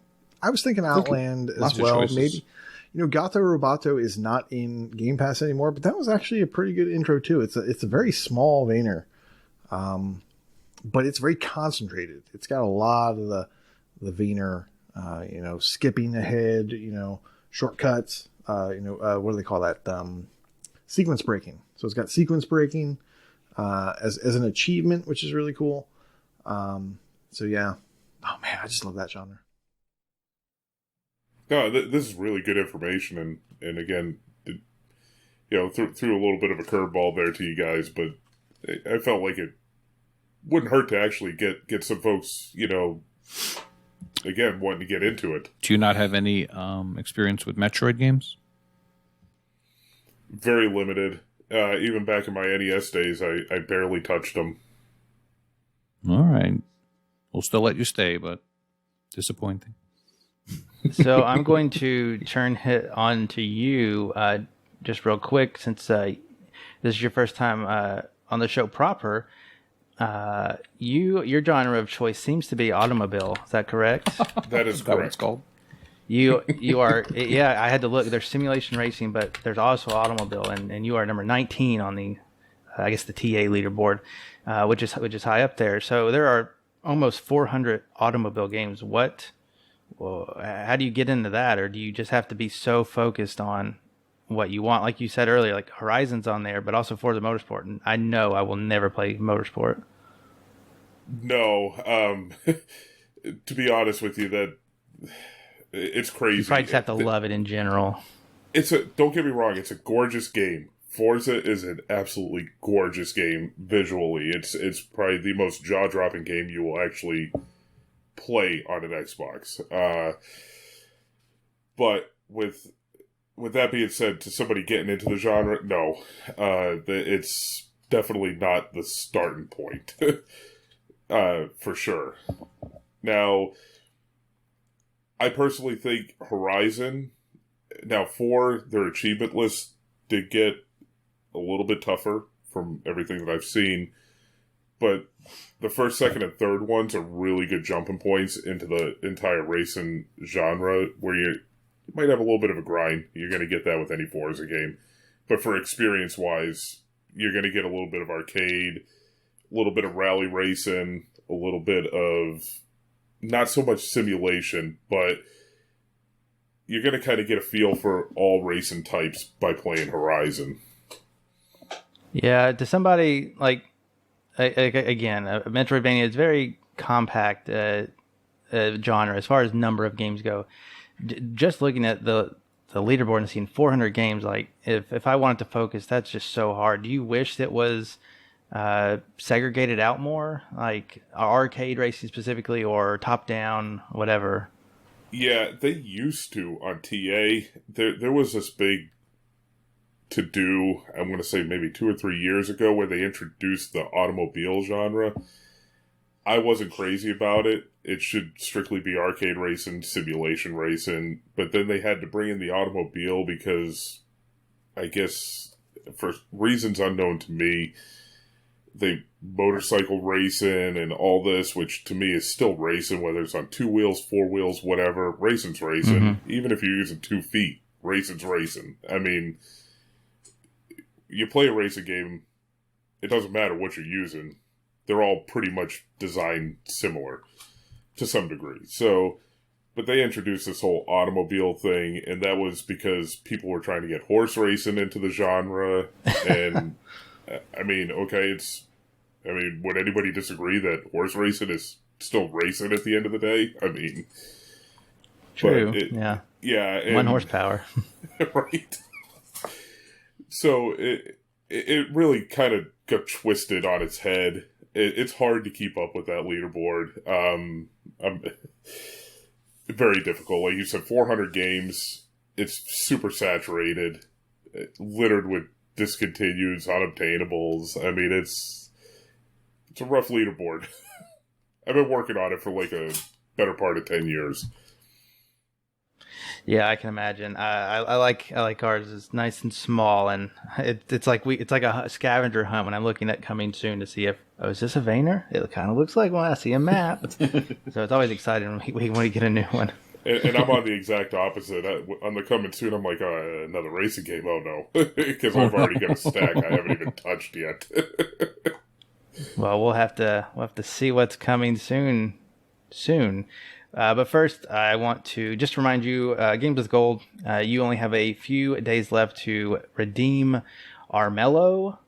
You have to the midway of June for Dungeons 3, and you're almost time is almost up for Tropico 4. So get those if you want them. And now, we have coming soon. But first, a little present for your ears. Enjoy.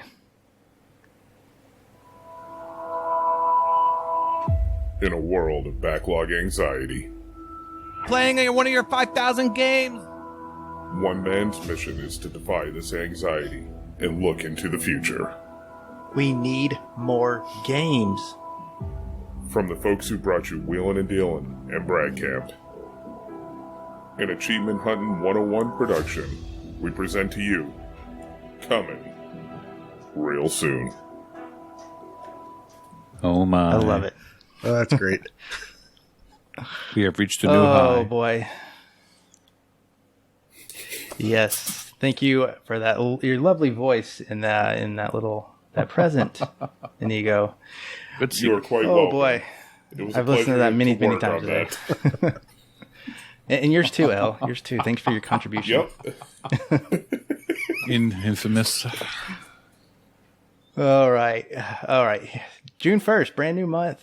Starting the week off. Tuesday, June 1st. We have quite a few games coming out. Of note, DreamWorks Spirit Lucky's a big adventure for your horse fans out there. I don't know if there's any racing, but I do know this is a license-based game, and I know one person who has it bookmarked. Oh, yeah. Also coming out, I wasn't going to mention names, but it's Koosh. Super Animal Royale. You'll remember this is a free-to-play game. Yeah, it's a fight for survival. Survival. It is a free-to-play game, 64-player battle royale, but it's a little bit different. Top-down, 2D style battle royale. If you're a Game Pass Ultimate subscriber, one of the perks will be a Founders Pack for free. So I'm definitely going to check it out when it drops, and I know Waka will, and I'm sure he'll have his own review of that soon, but actually looks pretty fun. I'm interested in that one. We need to get 64 people in the community to play it together. Just saying. You know what? We can probably we have more than 64 people, so that is definitely doable. Yeah. This one I probably normally wouldn't mention, but we have a couple new children in the community. Well, their parents are in the community, not them. And so I just want to mention it. This game's called My Child Lebensborn, and it's a simulation raising game adapted from real life events where you play the child's adopter. So you have to allocate time and resources and work to get money and interact with the child. Like, it's Parenting Simulator 101. Just such a weird thing. I don't know. But I want to see it, and I want Fufu to play it for some reason. Oh boy! I'm watching a video of this right now, and it's pretty scary. Oh boy! I'll have to check that out later. Also, you're bathing your kid, feeding your gosh. kid. Oh my god! It looks great. Hopefully, less ovens. Also coming out on the same day, June 1st, is a game probably that appeals to L, Ghost and Goblins Resurrection. This is a brand new game in the Ghost and Goblins universe. It's got to be a little easier, right? Too difficult. Oof. I looked at it, and it looks like Ghost and Goblins in today's day and age. So I don't know how difficult it is, but if you like that game and you're old, you'll probably like this. There's a couple other games coming out. They don't look too memorable. So yeah, we'll move right on. Wednesday, May 2nd. The Bunny series is coming out with Bunny Factory. They normally take a game mechanic and like that's their niche for that game, like Bunny Minesweeper, Bunny Sudoku. Bunny Factory is just 3D puzzles. It was hard to like get a specific puzzle type for the game, but there it is. It's called Bunny Factory. Train station renovation. This lets you renovate damaged train stations. Fufu would probably love to play it, and if you like things like House Flipper, this will probably appeal to you too. Thursday, May 3rd, we have a game that is called Astalon Tears of the Earth. This is a 2D platformer, old school pixel style graphics, and you have 3 different adventurers on a mission to save their village from impending doom. It kind of looks like a Metroidvania that has a map. They boast exploration. Kind of, me and Koosh were talking about earlier, kind of has some Mega Man type vibes to it as well. And it looks pretty good. I definitely am interested in it for sure. Monster Harvest is also coming out, and it is basically, it says it's a monster collecting and farming action RPG with a twist. And now, Koosh, I know you're thinking about this because the next sentence says grow, collect, and mutate your crops and take them into battle. This is different than Atomic Crops. This basically looks like Stardew Valley with monsters / Pokemon type thing. It looked like turn-based battles, but you definitely are upholding a farm and crafting a lot of stuff. It did not look, as far as it sounds like Atomic Crops, it did not look like it played anywhere near it. So good, I guess. If any of that interests you, you probably want to take a look at Monster Harvest. Open Country is a hunting game. I don't know the last time we got a hunting game. They seem to be few and far between these days, but if you're a real outdoorsman, maybe Open Country is for you. Friday, June 4th. If you know about The Last Kids on Earth, it's a kids book series and show. My kids watch the show. Do you know about it, El? Yeah, my kids watch the show. Yeah, I have no experience with it. Definitely seems like something in your kids' like age levels and whatnot. It is interesting. The game looks good. I'm not gonna lie. It looks like a quality game. I don't know the gist of what they do. Do they always just fight monsters, or yeah? Do you know? I was actually watching that because I want to play this, and so I was like, you know what, I'm gonna watch the show a little bit. I know my daughter has dabbled in it, and it seems like there's this long running thread where they're trying to fight these monsters and collect relics from them to put them in this monster journal. And I don't know what's going to happen with that. I feel like there's a twist in the story that has to do with that. So, but it does look like it's very closely tied to the show. So that's cool. Yeah, it definitely seems it's like, 3D kind of isometric, kind of Diablo style. There's 4 people. I don't know if it's co-op or you can switch between them or not. It's probably local co-op, if any. But yeah, The Last Kids on Earth and the Staff of Doom is what the game is called. And that comes out on Friday, June 4th. Sniper Ghost Warrior Contracts 2. I'm guessing that some people really like that. I have no experience with the sniper games. I hear good things though. So that's happening. Donuts and Justice is the Ratalaika game. I thought this was a visual novel. I wasn't even going to mention it, but it's not. It's actually kind of like a beat 'em up, but with guns. So I guess it's a shoot 'em up. And you take on the role of two cops in the 1980s. And I'm interested in it. Ratalaika, I'm hoping it's an hour completion, but it looks like it'll be enjoyable hour at that.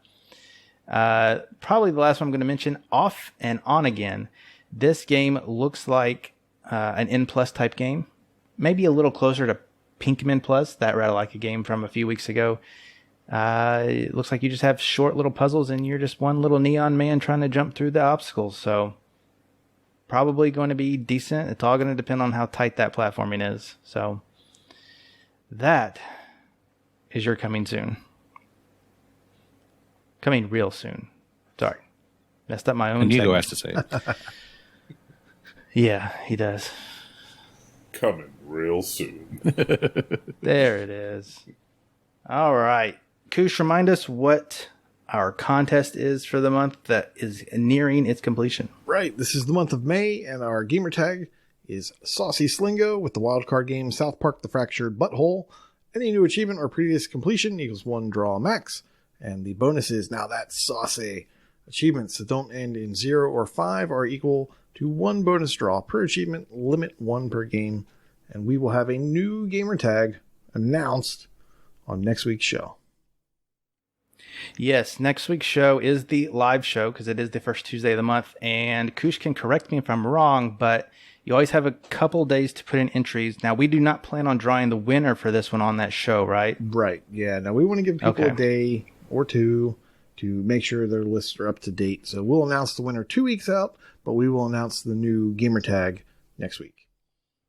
There you go. And for people who don't participate and they're interested, this is just a Discord channel. You get in and get on a Google sheet, and it's retroactive for the month. So you might have already unlocked half of these achievements, and you'd only need to unlock 1 to have a chance to win. So definitely look for that.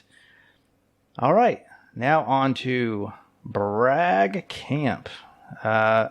Once again, you guys are going nuts with the all the different competitions and promotions going on. So we have different we have a lot of stuff. And sorry if your name gets cut. No hard feelings.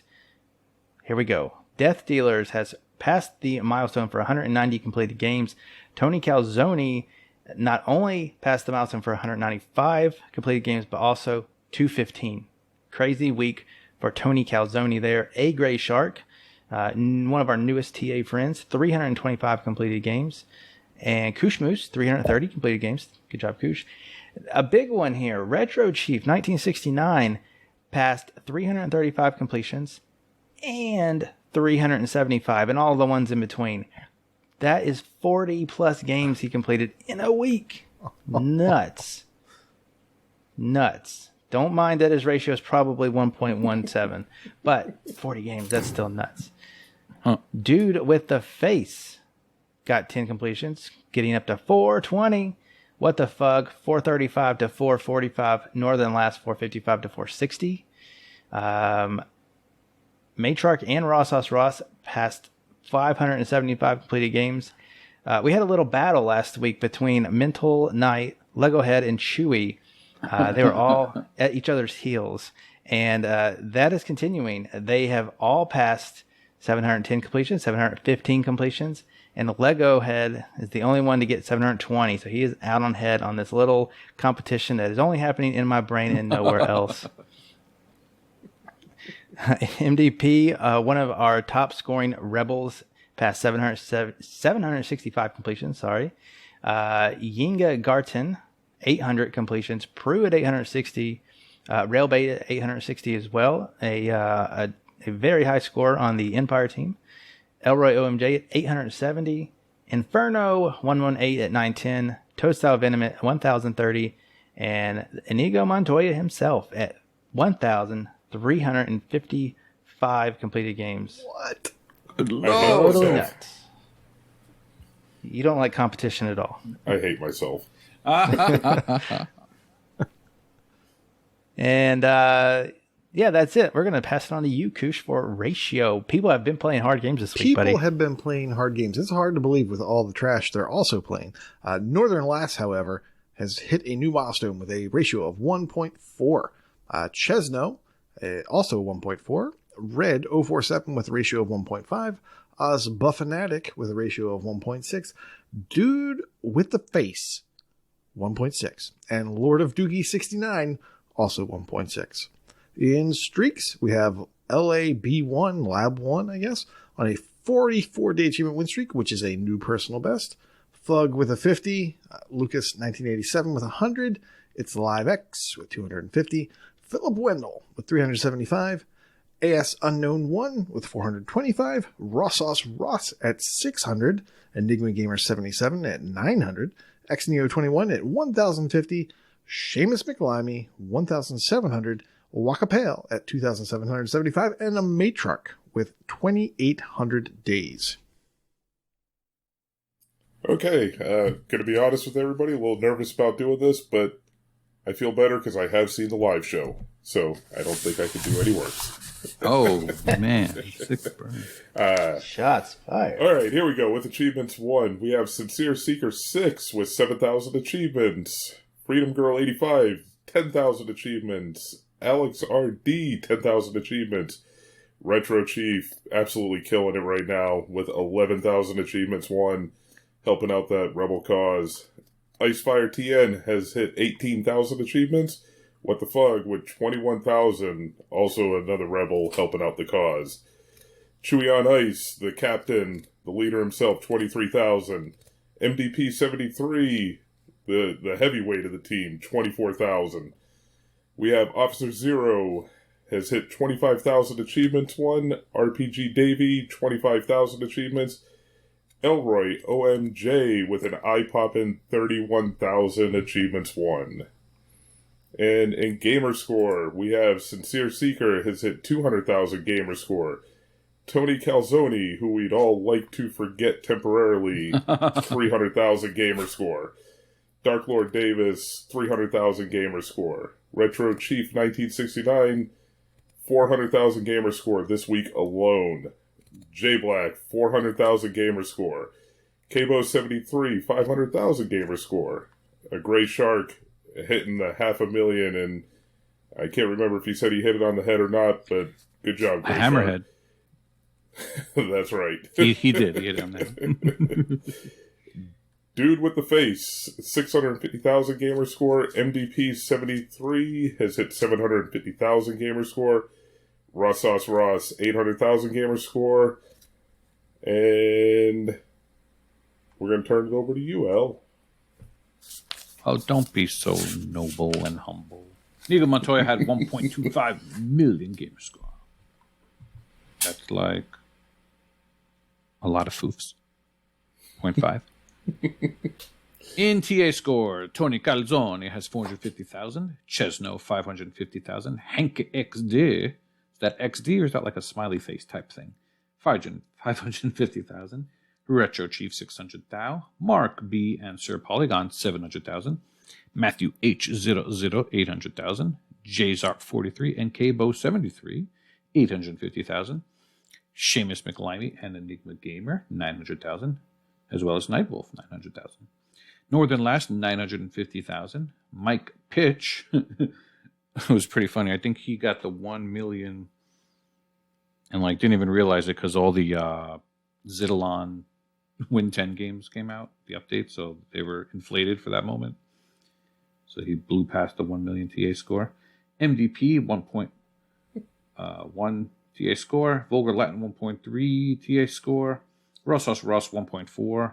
Mad Eye Pad Eye 1.8, Inferno 1.18 2.2, Jimbot UK 250,000, and Lucas 1987 with 3 million TA score. In leaderboards, I will go in the backwards alphabetical order today to change it up. X Neo 21X is in the top 50 of the Gamerscore leaderboard for Vayners. VulgarLatin, our very own, is now in second place overall in Nebraska TA. Very nice. Unstoppable KD is in the top 50 of the Texas TA leaderboard for management. Sabin's Rothschild is in the top 2,000 of the TA difference leaderboard. Retro Chief is in the top 2,000 of the USA TA leaderboard. Philip Wendell is now in the top 50 of the Georgia TA leaderboard. Northern Last, top 2,000 of TA. Mental Night 5. This is a good one. In the top 100 of the games played leaderboard. All right. Mark B is in the top 200 of the England TA leaderboard for point and click. Lucas is in the top 10 of the TA leaderboard for action. Dude with the Face is in the top 1,000 of the Gamerscore leaderboard for racing. Man after your own heart, Inigo. ChewieOnIce is in the top 200 of the England TA leaderboard. Very nice. Casual Exiles in the top 5 of the Oceania TA leaderboard for platformer. Now, is that like from Lost or something? Is Oceania a real place? I don't think so. Ben L72 is in the top 10 TA leaderboard for Vayners and at number 1 in England TA leaderboard for Metroidvania. I feel like Ben L72 is very underrated when it comes to the Vayner leaderboards. Isn't Oceania, isn't that Australia and New Zealand? Nah, it's from Lost. Pretty sure it's where Aquaman's from, but exactly. Oh. Mamoa. Bed Home is in the top. No, I lied. He is number 1 in the TA leaderboards for Windows first-person shooters. That is very specific, but he's number 1, so that's awesome. Ace is in the top 10,000 at Achievements 1 leaderboard. And last but certainly not least, Alex R. Davies is in the top 500 of the TA difference leaderboard for platformers and 3rd in the England TA difference leaderboard for Vayners. All right. Last but not least, we have the Bragg Campions, in which people submit random things that they think were brag-worthy. My favorite, I think, is J Black completed Spiral Splatter, which seems to be like a white. You're dead to me, Jables. Like a white whale. Oh, yeah. wasn't just that. It was also that he completed it without destroying a controller. It wasn't that bad, guys. I enjoyed the game. I thought it was fantastic. I didn't think it was difficult either, but I mean, it caused my eyes to bleed. My eyes bled for 3 days, but the game itself wasn't so bad. All right. Terrible. Tony Calzone and AZ Mongoose did the Zombie Army 4 campaign in Nightmare mode called None More Hard, giggity, which was a 14 ratio. So he bragged about that one. Ahizo, Retro Chief, and Living Legends did 4-player cooperative story mode in Rainbow Six Vegas. I guess you have to do that. If you want to do that online, you got to do that soon before server closure. And that was a 2.5 ratio. Wakapeil got an achievement in Warface called Crouching Tiger with a 12.47 ratio. Crazy Catman was the 7th person to finish a game called 60 Seconds. I really don't know much about that game, but he got a Danger Zone achievement with a 9.25 ratio. And Living Legends got the Team Champion multiplayer achievement in Graw, which is just madness. That's where you need like 16 Xboxes or 24 Xboxes and $20,000 electricity bill and something like that. Yeah. Is that? I'm checking now. I'm wondering, is that like the first person since Randy? Or is this like an easier one? But first person that we know about it. Yeah. I suddenly don't hate myself anymore. Until you go for it yourself. I will never go for that. And then, to top it off, he played Pure Hold'em and got the Pure Poker achievement, which is to reach level 100, and it looks like he's the 9th person to do that. And that's a 24 ratio. So, this guy, I feel like he's new to our Discord deck. I want to learn more about him. He seems to chase those crazy high ratio achievements. But he also hangs out with Chip, so he's a little suspect if you ask me. Anybody who hangs out with Chip is suspect. Very suspect. Highly suspect. All right, that was Brag Camp. Well, guys, I think that was a show. Whew. Was a show. Not the whole show. We do have some extra content coming up right after this. That comes in the form of ElroyOMJ and a surprise guest. I'm not going to tell you who his other half is this week, but Elroy will be on there for sure. You love that guy. Also, Wakapeil will be following up after that. And then we'll be here next week live on Twitch for our monthly show. Again, that is the show where we do all of our giveaway drawings. Patrons get drawn for a special prize. Twitch subs get drawn for a special prize. So if you have Amazon Prime, that would be a free subscription. Get your chance for there for free. If you're watching the show, you'll have a chance to win something. And then, like Koosh said, we normally draw our Gamertag Challenge winners, but being the first of the month, we'll give you a couple more days to get entries in. So we'll go ahead and announce that next tag so you can get started, and we'll announce that winner the following week. So we hope you'll join us. We always play a game for about an hour, and then we record this part of the show live. It's always a good time, and the people that show up, we have chat, and it's just blowing up, and it's kind of like its own little party on the side that we can't really participate in, but I love to see it go by. So that's twitch.tv/AH101 if you would like to join that party. Your hair is like a little party in the back going on pretty soon, buddy. You're not going to see this next week. It's going to be gone. It's going to be gone. Got to get beach ready. We're also on Twitter and Discord and YouTube. Come find us there. We try to be a little active on there, but Discord, obviously, that's where the party never stops happening. So there we go. All right. With that, I guess I'm going to leave you guys, and you can enjoy the rest of the show. Thanks for joining us. Any parting words? Oh, yeah, definitely. Thanks, Inigo Montoya, for your first panel appearance. Thank you. Now that you got that out of the way, you can join more regularly. Right? Anytime you guys need me. All right, you heard it here first, folks. What is this pink slip you were got sending me? Oh, my God. Oh, nice. Jeez, guys. Body's in warm. No, it was really awesome having you on, All Matt. right. Join us anytime. With that, have a good day. Class is dismissed. Wah, wah, wah, wah.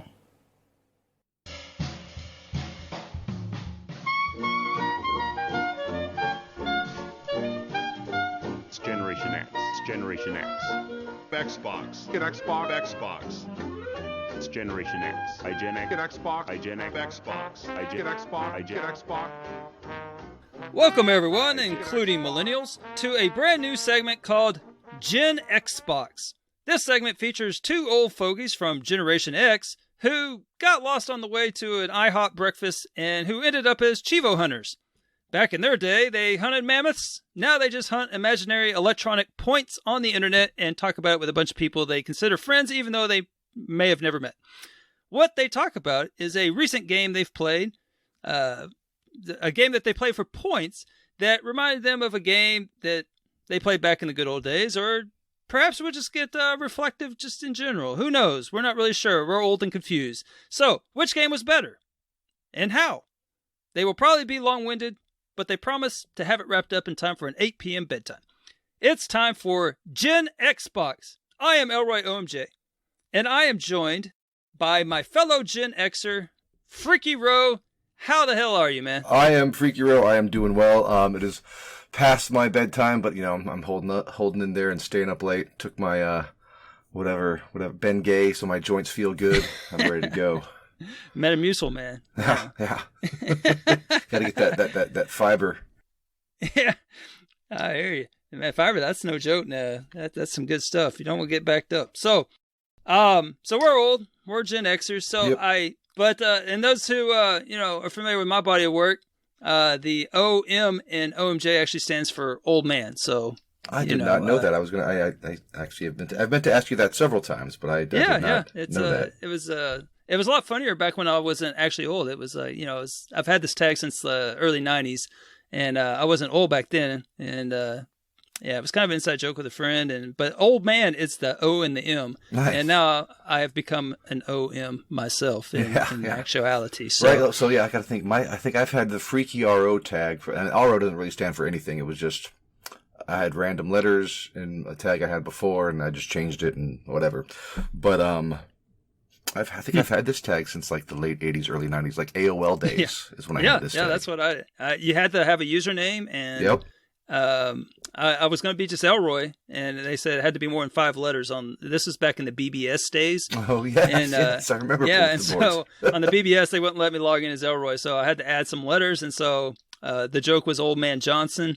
It was a take on those shirts that said Old Man Johnson. It was like a shirt that was popular in the late 80s, early 90s. I remember those shirts. There was like the No Fear shirts and the and that's kind of where where it came from. It was like Big Johnson. Big Johnson. That's it. Big Johnson. That's right. Yeah. Big Johnson. And then we changed it to Old Man Johnson as a joke, and that was the inside joke. It's been so long I didn't figure out what the original joke was, and so. Yeah, and so then we abbreviated OMJ, put it at the end of Elroy, and there you go. I've been ElroyOMJ ever since. Now we know. Now we know what it stands for. I don't even know if you're allowed to wear those shirts at high school anymore. I doubt it. They were a little risque even in the 90s, but now I'm sure. Yeah. You got all these. If you don't know what we're talking about, these shirts are like like Big Johnson tires, and it's got like some dude that's like real pipsqueak guy, but the joke is that he has a Big Johnson. And so the women all want him. And so there's like all these scantily clad women all over the truck on the back. And, it says Big Johnson tires or something like that, or Big Johnson truck. I don't know. Didn't they have like a joke on like Big Johnson tires when you want to burn rubber all night? Some kind of double entendre or something. Did you make those shirts, man? That's good, actually. Love it. Okay. Well, so if you can't tell from that previous discussion, we are old. But since this is the first time that we have recorded this segment, I thought it would be prudent to discuss our gaming credentials as an old Gen Xer so that people can know that we kind of, know what we're talking about or just know how old we are. So, my freaky man, lay out the credentials. All right, well, let's see. I've been gaming since the Atari 2600. It's so old it had wood paneling on the front. I don't know if you ever owned a 2600, but it had... Oh, yeah. I know what you're talking about. Yeah, the wood paneling on the front of this thing, and it was... We had it on our over and we had it on our gaming systems. It was crazy. It was amazing. And I must have had over 100 cartridges, because we had the big... carrying case that my dad was nice. When we were younger, my dad was like all up to date with like all the cutting edge stuff, and now he's an even older fart than we are, and calls me up to fix his iPhone. So, but yeah, so, I started gaming with the 2600, the paddles and the joysticks and everything. I have to ask on the 2600 because I thought I was like Uptown Charlie Brown because I had the Coleco, attachment. Oh, nice. Yeah, and wait, no, it was a Coleco with an Atari attachment. That's the way it was. Oh, okay, I'm so sorry. Yeah, I know they had ColecoVision, and then I think there wasn't an Intellivision. Wasn't that like the sequel to the ColecoVision? Kind of, yeah. The Intellivision. I just remember the paddles on that one specifically. So. Yeah, I had the Atari 2600. I never got the 52 or the 7600 or whatever, the 58 or the 7200. We just had the 2600. A lot of games for that one. Pitfall and I mean, we also had a PC back in the day. I don't know what you would call a PC. It was like a Tandy 186. Right. It was. We never had the Commodore 64, but we had friends that did. Played all the old games like Police Quest and King's Quest and any kind of quest you wanted to have. Nice. But and then moved up to the Nintendo and the Super Nintendo. And then after the Super Nintendo, when I went to college, it was the PlayStation 1. Then I got the PlayStation 2 when that launched. And then when the 360 launched, I switched over to 360 because I believe that came out like a year before the PS3 did. So I'm not sure on the timeline. I switched over to the 360 and got that on launch. And I mean, even in the beginning, I wasn't really an achievement hunter. I just, played the games. I mean, I would go for them, but I wasn't like hardcore. And then, had the Xbox 360, and I think around 2007 is when I really kind of started going for achievements, maybe 2008. And I was on x360a.org before I even came over to True Achievements. I don't know if anybody remembers that site. I think it's still around. I don't know what it's called now. But it's before my day. I wouldn't know that one. Yeah. It might just be the Xbox. I don't know. Anyway, it was X368. It was like Xbox360achievements.org, and I was on that site with boosts and stuff. And then I found TA when we were doing the 1,000-man achievement. I think in NBA 2K7, you had to play with like 1,000 men online or 1,000 players online at one time. So everybody kind of from both sides coordinated and went online, and we got that. But after I found True Achievements there, I kind of switched over and haven't gone back to that other website. I don't remember. So, 360 and 1, I'm coming up on 420,069 gamer score. I'm going to try to hit that one right on the nose. Fantastic, man. So I mean, gaming probably longer than a lot of these people in our Discord have been alive. Yeah, that's kind of. I think that's going to be very true. A lot of these people have no idea what we're talking about. So this is probably for the older audience that remembers all these throwbacks. So yeah, but so that's pretty similar to my gaming history. I started with the Atari and the Coleco and all that. And then for us, my best friend had a Commodore 64, so that's where I got into. We played Mule, and then we break and play Aliens. It was like or Alien, where it was it really freaked us out back in the day because like you, if anybody did you play Alien on the Commodore 64? I never did. Okay, all right. So let me tell you about this game. So basically, it's retelling of the movie, and so you. Basically are going through the spaceship trying to find all your crew members, and then there's a randomly generated event where the alien barges in on you and fills up the whole screen, and when he does, this alarm goes off. It's like wow, wow, wow. And so as little kids we would turn the volume up to the max on the TV, and we would because the only sound in the game is like this heartbeat. It's like dum dum. Oh yeah. Dum, dum. Yeah. And then like it starts to get a little faster when there's about to be an event. And then you never know when it's going to happen. And then all of a sudden that alarm goes off and the alien pops up on the screen. And as a kid, that was like a Friday night, scare-a-thon. So we had that wonderful memory. But yeah, we just did the Commodore 64, and then I had an Apple IIe, and that's where I got into all the King's Quest. I forget which one was my first one. I went back and played them all, but the one that had the wolf. As grandma, what's that tale? I forget. Yeah. They all kind of just run the together. Lumberjack kills. Yeah, that one.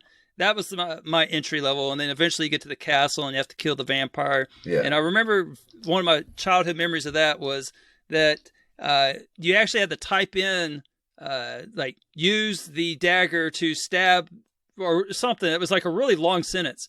And so we get to that part, and I was so young, my typing skills were just utter garbage. So I didn't know where all the keys were, and I could never type it in time to... You had like a timer. Yeah, it was on a timer. Like, he'd wake up and eat me or bite me or whatever, and I turned it into, I forget the death sequence. But yeah, I would die every time on that part. Yeah, so it was so weird with those point and clicks, because I remember there was another King's Quest game where you had to throw a boot at a cat to stop him from chasing a mouse, and the mouse helped you escape later. And if you didn't do that, and you had like 3 or 4 seconds to do it as the mouse, if you didn't do it, then you couldn't finish the game, because you always got captured, and you needed the mouse to help you escape. I don't remember that part, but that's terrible. Yeah, I forget what. I think that was like King's Quest. Seems like a 6 or design 7. flaw. Yeah. Okay. Yeah. No, but and then also that's where I got introduced to the Zork series, and those were kind of the big 2 series I played back then, was Zork and King's Quest, and we had those. I got those. I remember we went to the local computer store and bought those little highlighter books where you can highlight it and show the answer of how to get past a certain part. Oh, yes, I remember. Yeah, yes. I still have some of those books laying around somewhere. They're all, it's like the hint guide, and so I had like a invisible ink that could only be revealed with the highlighter. So yeah. Anyway, so there's a few little odds and ends, but then I just did the natural progression through the 8-bit, through the 16-bit systems, then to the I went the more Nintendo route. I went the Nintendo 64 during college instead of the PlayStation 2, and then life started. I kind of went away from gaming for a bit, and then I came back, and I ended up with a Wii, and then I ended up with a 360 my brother didn't want, and here I am. So nice. Yeah, I mean, I have owned a Wii over the years. I've owned PS3. I've owned a GameCube. I'm really sorry I got rid of the GameCube, but other than that, okay. That's the only Nintendo system besides the Switch that I've never owned, was the GameCube. It's only worth it getting Mario Kart Double Dash. Oh, all right. Since I missed much, I know there was like a Wind Waker or something like that. Yeah, right? I mean, supposedly there's some good Zelda games on there, but I never played them. Yeah, me either. Shoot.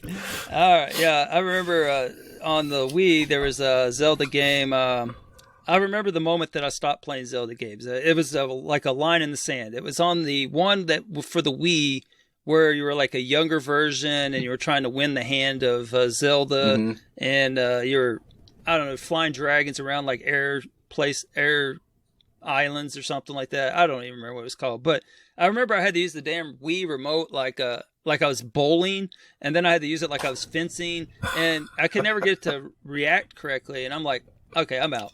And I literally stopped playing it, and I think that was the last time I even turned on my Wii. I just was like, this is stupid. I can't get it to do what I want it to do. And, because you had to like roll like a bomb to blow a switch to get progress, and I couldn't get to bowl. I couldn't bowl the damn bomb. I kept throwing it straight out, and then it's just that was the day that Zelda lost, or Link and Zelda and gang lost an avid user. So there you go. I think my last Zelda game was A Link to the Past, Super Nintendo. Oh wow, you bowed out early. That was actually a good game. I did. Although my favorite Zelda game was Zelda 2. Okay, Link's Adventure. That's a unpopular choice. I know it is. I don't. Maybe because it was such a deviation from the first Zelda game. It went from like a top down to like a side scroller. Right. But I mean, I played the heck out of that. Maybe it's because I was, when you're little, you don't have throwaway income to buy the game. Exactly. You're crap. Stuck with a game. Yeah. You get a game and you're like, oh dang man, this one sucks. But you're like, well, I still got to play it for the next 2 weeks, 3 weeks, a month, 2 months. So Zelda 2 was my favorite Zelda game. So. Okay. Yeah. It's nice. It's refreshing to hear someone that isn't Majora's Mask is the best Zelda game because it's so artsy and it tells the life cycle of depression and denial and he's actually dead in the whole thing. Spoiler alert. Is he dead in the whole thing? I think so. I think so. I think he died, and then it's like him he goes through all the stages of grief. Okay. And it actually is pretty interesting if you've played the game, because I didn't pick up on that at all. But like, you encounter a character that's experiencing each one of the stages, and then like denial, for example, is it comes along in the game where there's this giant menacing moon that's about to crash into the city. And everyone's just going about throwing like a celebration, like nothing's going on. Okay. Everyone's like getting ready for the big celebration. And never mind, there's this big freaking moon about to crash into and no one's panicking or anything like that. And then there's one where, and I forget, but like Angers, where there's like some little monkey that this thing is like trying to kill. And I don't know. If you're familiar with the game, you probably know what I'm talking about. Yeah. If you skip that one, then I know. What's the other one that's on the GameCube, right? No, the other real popular one is Ocarina of Time. Most people, that one came out right before. Those two right in a row were kind of the apex of the Nintendo 64 days there. So I'd say if there's another game on the GameCube, Rogue Squadron was pretty fun. I did enjoy that one. Okay. Yeah, that's about it though. All right. I think we've laid out our credentials, right? Oh yeah. I think everyone definitely could tell that we could sit here and talk about games for hours on end. Here. Oh yeah. Yeah, it's kind of been a part of our lives. So, but for this segment, what we wanted to do was kind of find a game that either kind of reminded us of something back in the day, and kind of compare the two for better or for worse, and just kind of, I don't know, it was just an excuse to get you on for a segment, because I've been. I've been. I know. I've approached you for an idea for a segment, and I know I've wanted to record a segment, and I'm just glad we're recording something. Hey man, just get ready for all the fan mail, okay? Oh, nice. Tag you, don't tag me, tag him, and let him know everything. Just let him have it. That's right. Give it to me. Yeah, all these hot takes about games from 30 years ago. All right. So, well, since I am your elder, I shall decree, and we always encourage people to respect their elders. So I shall decree that you go first, man. Talk to us. What do you got prepared for us? All right. So I was hemming and hawing for a while over this one. I know I messaged you back and forth about different games I was gonna maybe talk about. But since it is May and it is Star Wars month, and I'm a big Star Wars fan, I believe I've played a Star Wars game on every console I've owned. Even including the 2600, they had Star Wars, I think Jedi Academy, like a lightsaber, it was like a 2-player lightsaber battle thing. So I'm going to go Star Wars, and I'm not going to go a more recent Star Wars. I was thinking like a Fallen Order, I've completed that, or Battlefront, on the Xbox One, but I'm going to do a 360 one, The Force Unleashed, the first one. And now just heads up, spoiler alert. I'm not going to say a spoiler alert every time I give away a spoiler. I'm just going to talk about the game, and if you, too bad on you. I'm letting you know right now. So right on, man. Hey, I can roll like that. Right? Yeah. So I mean, the game came out in 90 something, early. I think you're good. Early 2000s. Yeah, it's been a while. So spoiler alert. Man. Anyway, so with The Force Unleashed, the first one, you play as eventually you play as Vader's kind of apprentice to overthrow the Emperor. Like he's training you. He wants to overthrow the Emperor, and I'm very taking a big long game and kind of putting this into like 30 seconds. So, but on the first level you play as Vader, and he senses some powerful Force user on the Kashyyyk, the Wookiee planet. So he goes through to find who it is. You go through the level, you kill this Jedi at the end, but you realize he's not the powerful Force user. It's this other kid who's 5 years old. And so the kid sees his dad get killed by Vader. And then Vader, raises the kid as his own, trains him to be this evil Jedi. And he sends him off on missions. And the ultimate plan is him and Vader to throw over the Emperor and, rule the galaxy, not as father and son, but like his father and adopted son, whatever. Anyway, but like in most Star Wars games, when you start off as an evil person, you see the error of your ways and eventually turn good. That's just how it is. What? That's just how it is in most Star Wars games. Wait a minute, you're right. Seriously, if you start off as an evil character in any Star Wars game, just expect to be playing for the good guys by the end of the game. It happens. That's just a trope they use all the time. All right. So at the end, there is a light side force way to use, and there's a dark side way to end the game. So there's two different endings depending on who you fight at the end. And then one ending is kind of like it used to be like it was the canon for how the Rebel Alliance got started, I guess. Anyway, but when I first got this game, before I was even with my wife, before I'd even met my wife. I was the bachelor. Me and my buddy lived together, and we had the quintessential bachelor pad, dishes in the sink and everything piling up, whatnot. But oh gosh, this was I could probably say 2005 or 6 then, probably right around there then. Is when the game probably came out, and we would play it, and it's a 1-player game, so it's not a 2-player game. But growing up playing games and only having one controller, sometimes you get used to watching other people play, and then also it turns into an enjoyment of watching other people play if you can't play. You help them out, you read the strategy guide or whatever. I mean, how like, or you just sit there and make fun of them if they keep dying the same way over and over again. Yes, yeah, come on. You're like, oh, bet you didn't expect him to shoot just then. He only did it like the last 10 times. So yeah, exactly. So like, even if it was a 1-player game, you still got enjoyment out of it, whether you're making fun of the person or whatnot. But I remember we would pass the controller back and forth in this game because there's the achievements. There's an achievement for beating on the hardest difficulty, which is like Sith Master. So it gets pretty difficult there at the end. And we would pass the controller back and forth to see if they could get past this part and this part or whatever. And we would stay up all night, drinking, having a good time, staying up till 3, 4 in the morning, back when my body could handle it, and just having a good time. Not really caring, not having to get up in the morning. And, it reminded me of this other game, Rebel Assault 2, Star Wars Rebel Assault 2. It came out back in 1995, I believe, for the PlayStation 1. And I believe this game had actual, like, live actors.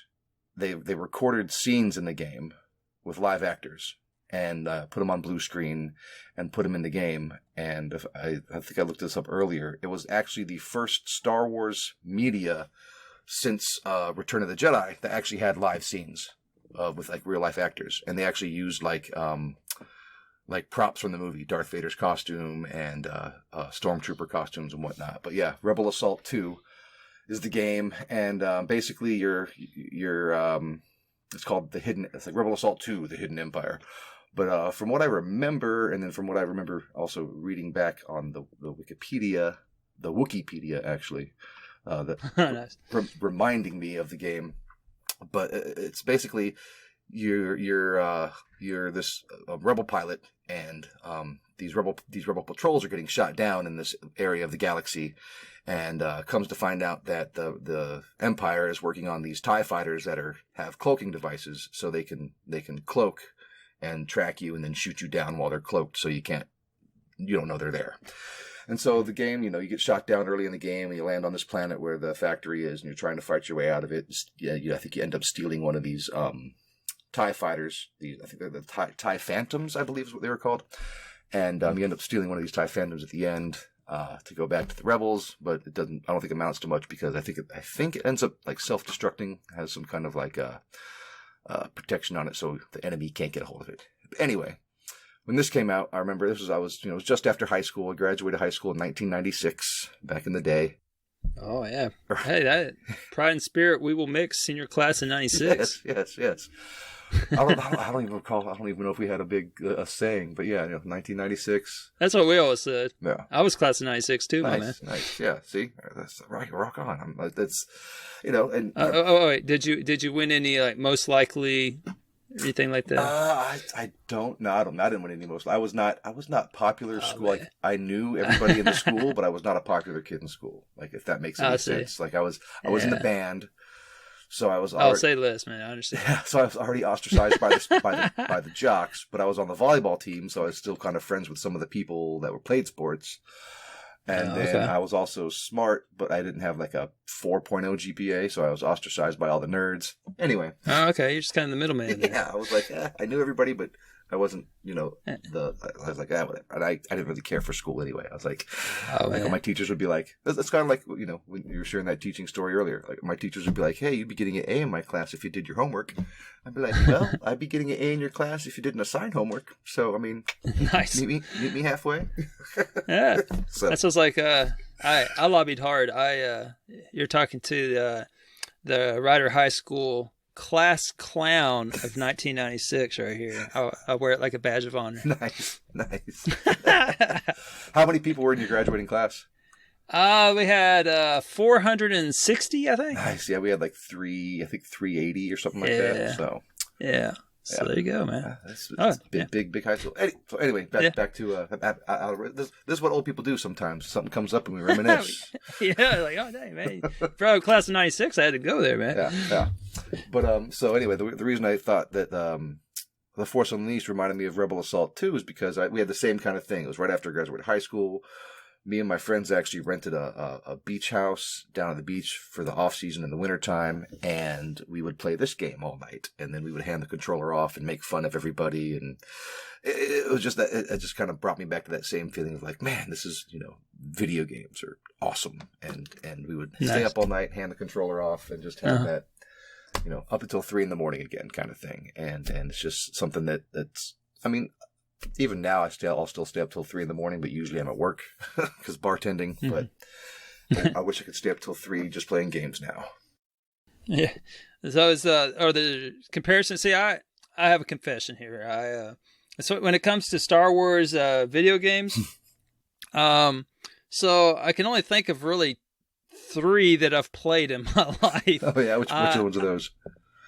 So the most recently was the Pod Racer one because it was easy gamer score. Of course I'm gonna play that one. I just played that last night, I think.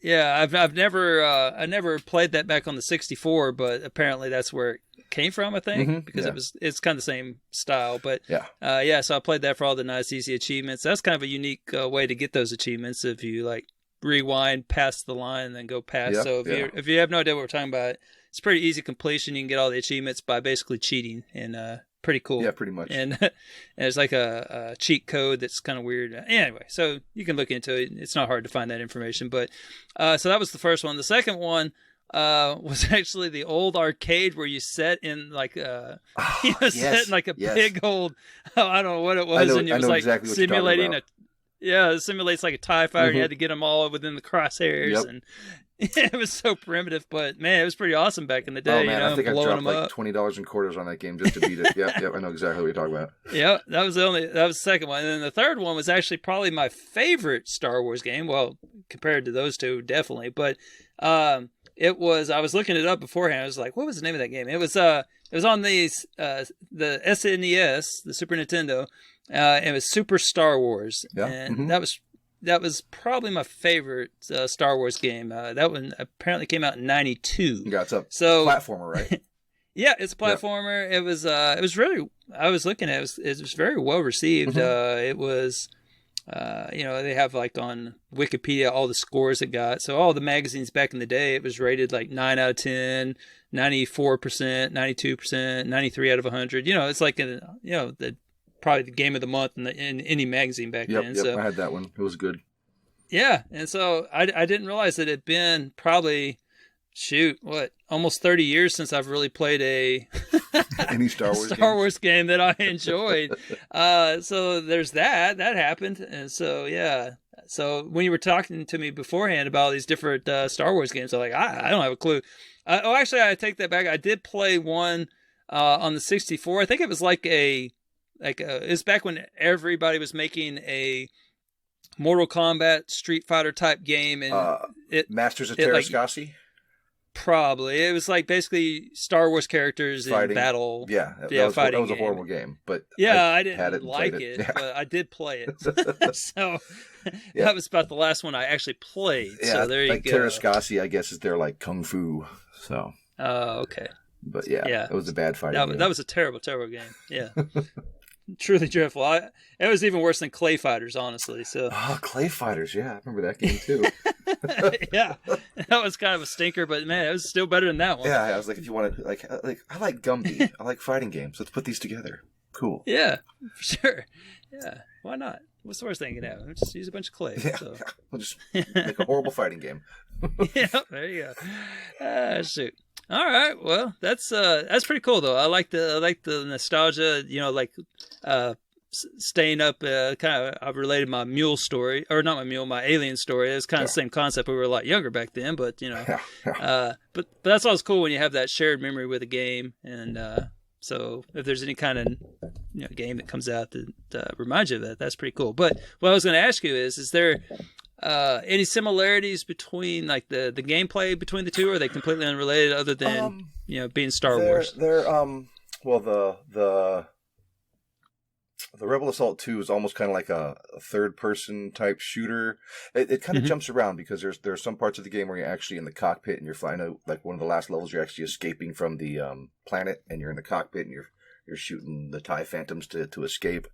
Other parts, you kind of like it's like a cover shooter type game where you have to get behind cover and come out and like shoot the stormtroopers behind cover. And then the Force Unleashed is more of like a third-person like action adventure. Like it's not really a shooter because you have your force powers and whatnot, but it's an over-the-shoulder beat 'em up, I guess you could say.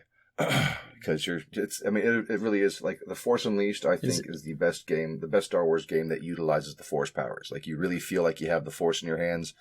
With the Force Lightning and the Force Push and the grip and just throwing your lightsaber and just going off on everybody. Like all the buttons are mapped out really well and it's really well done. And yeah, I mean the gameplay is not too similar other than being they're both kind of over the shoulder, and there's some on rails parts in the Rebel Assault 2 where I think you're in a couple of vehicles and whatnot, and you're like you're shooting at stormtroopers that pop out, but yeah, I mean they're both action adventure games, so which is kind of the catch-all for anything that fits in there. Well, you said you did mention beat 'em up. Is it actually classified as a beat 'em up? Because then I might be interested. I don't know. I doubt it. But it is. It's definitely. You definitely go through it for the Force Unleashed. There's definitely parts where you're going through it, like you fight the Rancors, like the big. Have you seen the movies? Oh yeah. I've seen the movies. So there's a planet where you fight the Rancors, like the big thing, and then Jabba the Hutt's palace where Luke gets dropped into the pit.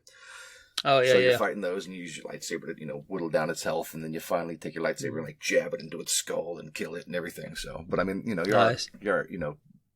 don't have a gun in the Force Unleashed. It's all lightsaber and sword techniques and your force powers. So you're using your force powers to push people away and like using your sword to slice, your lightsaber to slice them. So, but not beat 'em up as like what you would think in the beat 'em up genre.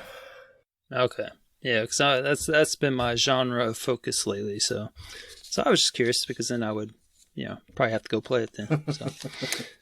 So cool, man. Although there is an achievement, it's my favorite achievement on the list. Yes, please. The worst day shift manager ever, and it's in the first level. Kills 12 stormtroopers as Vader during the prologue.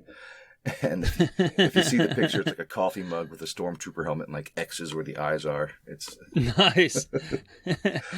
Yeah, and why not? Just go around killing them. Yeah, but Vader's just so overpowered in that first level. You just walk through and just destroy everything with your force push and your.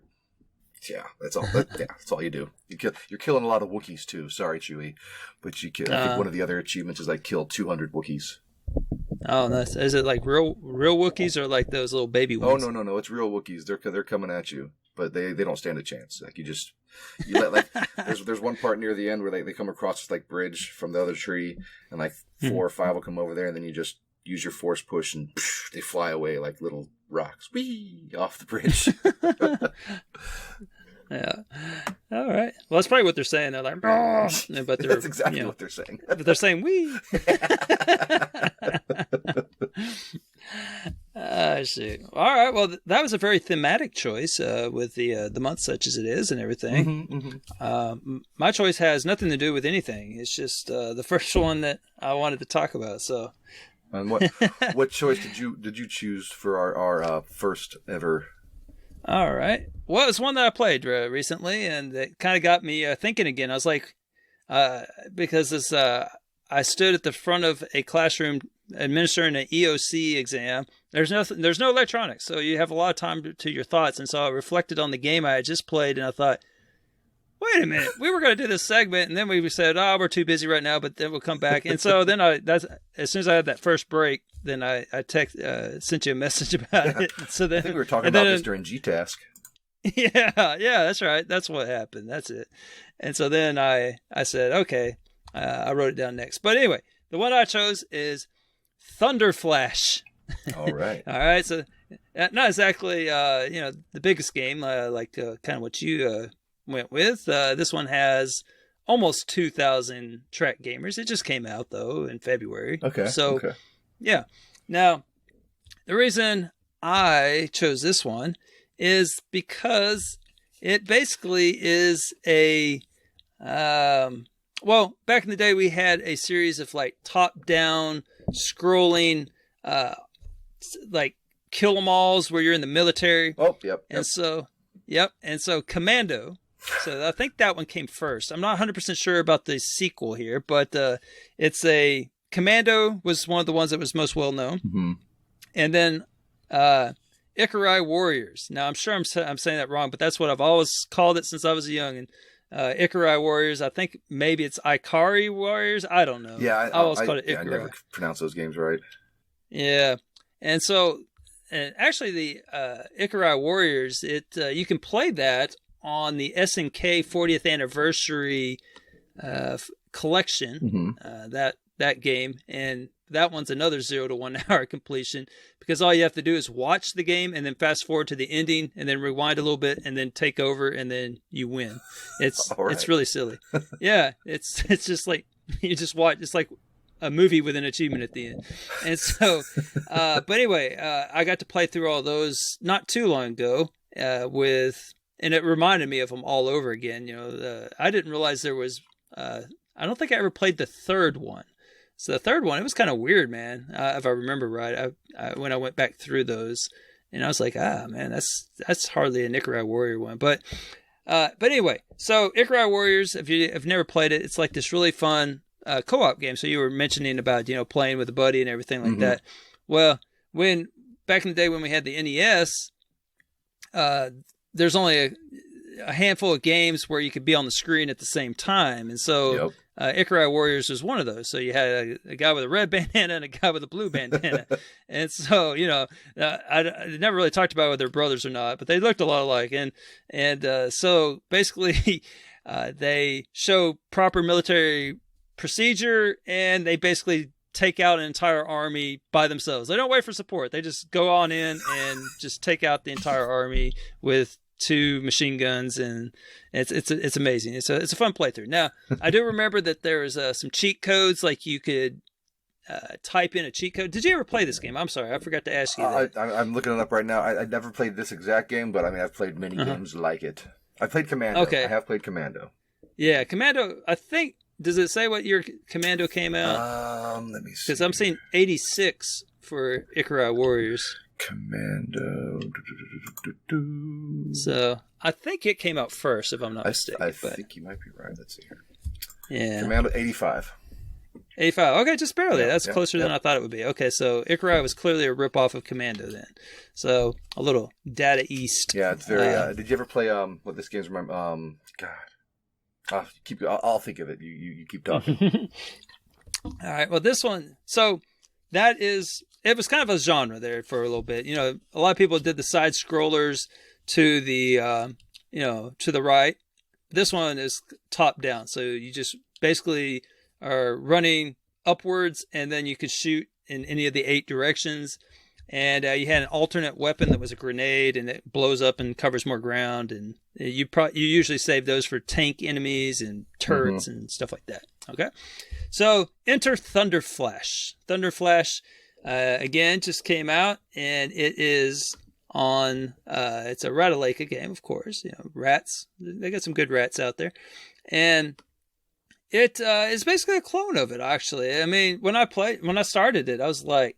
It's like, hot damn, man, this thing's just like Ikari Warriors. It's like, This is all right. Is it 2-player? And you go, there's 2 characters. I don't have friends, so I didn't try firing up a second controller, but I'm sure it probably is. There's no achievements tied to playing it co-op, but I'm pretty sure you probably could, because, I mean, there's no reason you couldn't, because there's only one screen. It's not like you're going off on side screens or anything, you know. It's just, so, I mean, it would surprise me if there wasn't, but if you have friends, I'm pretty certain that you could play this co-op. Oh, yeah, looking at the achievements, it has co-op achievements. Oh, it does? Okay, yeah, well, there you go. They're all tagged as you can get them co-op. Okay, cool. There you go. It would be a lot of fun co-op. I probably should have done that, but I was, I was just going for some points, and it's a 0 to 1 hour completion, and it's like a nice, easy retro experience, because when you fire up the game, it knows what it is. It's not presenting itself as some revolutionary game. Mm-hmm. It's one of those games that fires up like it's an emulator type thing. Okay. Yeah, and so it's like loading ROM, and then the game's, the screen comes up. It's kind of like the Adventures of Elena Temple. Yeah, Elena Temple. Yeah, how do you say that? Yep. Yeah, Elena Temple. And then Gato Roboto, I think, is another one recently that has those filters on it like that. Yep, where you can change the color, like poop brown and all the bubble gum and all that. So yeah. Which hopefully those two don't go together. I mean, but like just on a tangent, like I don't mind, whatever, developers should make the choices they want, but like I was, by this point I was hoping for like a lot more, futuristic, better games instead of a lot of ID people making games that are, looking like Game Boy games. Nostalgic. Yeah.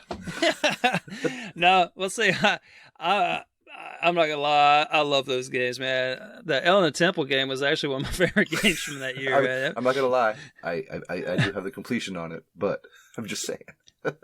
Yeah, I actually went through it legit like the first time. Oh, really? And I was like, dang, man. I'm like, I don't know how I'm supposed to do all this other crazy stuff, like all the harder achievements, like beating it without dying or whatever it was. Yeah, beat it, speed run, and then. Yeah. I was like, because I was taking my time and going through it, and I was like, man, this is fun, man. This is just like an old school game, man. I have to admit, I had fun too. I did have fun. Yeah. That we could talk Elena Temple a whole other episode, I would imagine. Man. Oh, probably. That game is all right. Yeah. Well, let's table that one and come back to it. And then rare replay. I'm sure we can get into that one too. Oh god, yeah. Oh man, see, spoiler alert, man. We'll get there. So, but Thunderflash.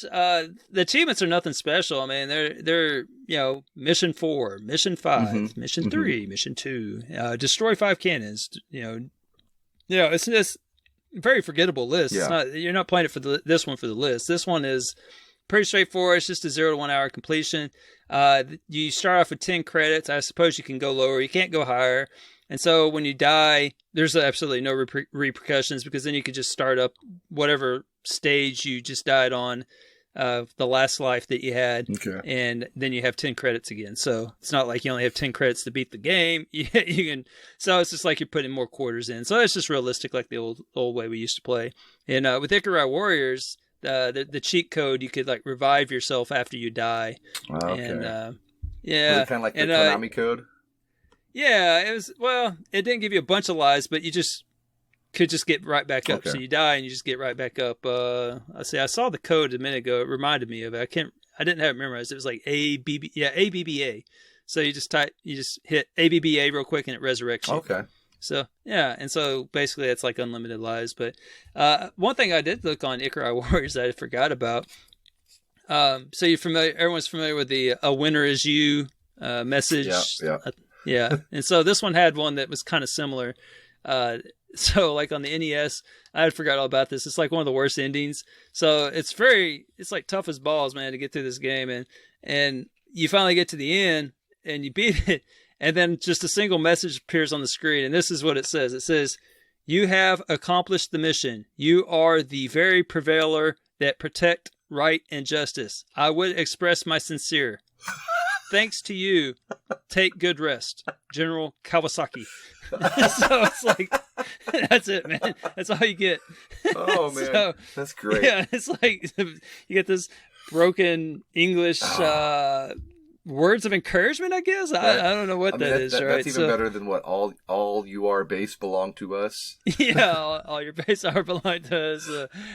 For great justice, take off every zig. Yeah. Yeah, that's up there, man. General Kawasaki, he knows how to write a thank you letter, that's for sure. Yeah. So, but yeah, so with Thunderflash, the gameplay is just like Commando and Ikari Warriors. So if you're looking for something to relive the old days of Ikari Warriors and all that, then this is a really good game. I really enjoyed it, honestly. So I have a question. Is it kind of like a twin stick shooter where? No, it's not. Okay. No, you literally have to point the direction you're facing. You can't run one way and shoot the other. Okay. Whatever way you're running, that's the direction the shot goes, and that's the way the other ones were. Too, Yeah, you didn't have that second stick. Yeah, because if you actually could do the twin stick, then it would make it too easy, because then you could just dodge bullets and shoot them at the same time. Yeah. With this one, you have to kind of like run around it and then turn around and face them, and then time it to where they don't shoot you before since you're facing them, kind of thing. But yeah, but the as far as if it's better or worse, the things that I liked better about it were the characters. First, the characters are not exactly superstars. It's not something that you're going to remember or anything, but they're better than red bandana, blue bandana, right? So, or headband. And so if you're going to go run through an entire enemy army, you better be pretty jacked. And so they recruited 2 bros for this mission. So It's like 2 bros, and they got their big muscles, big guns, and they're just running through, just shooting folks and killing folks. And I always like a good bro in a kill 'em all. So so that was a plus. And then the other thing I had were the bosses were much cooler. So in these other games, they kind of try to stay tied to reality.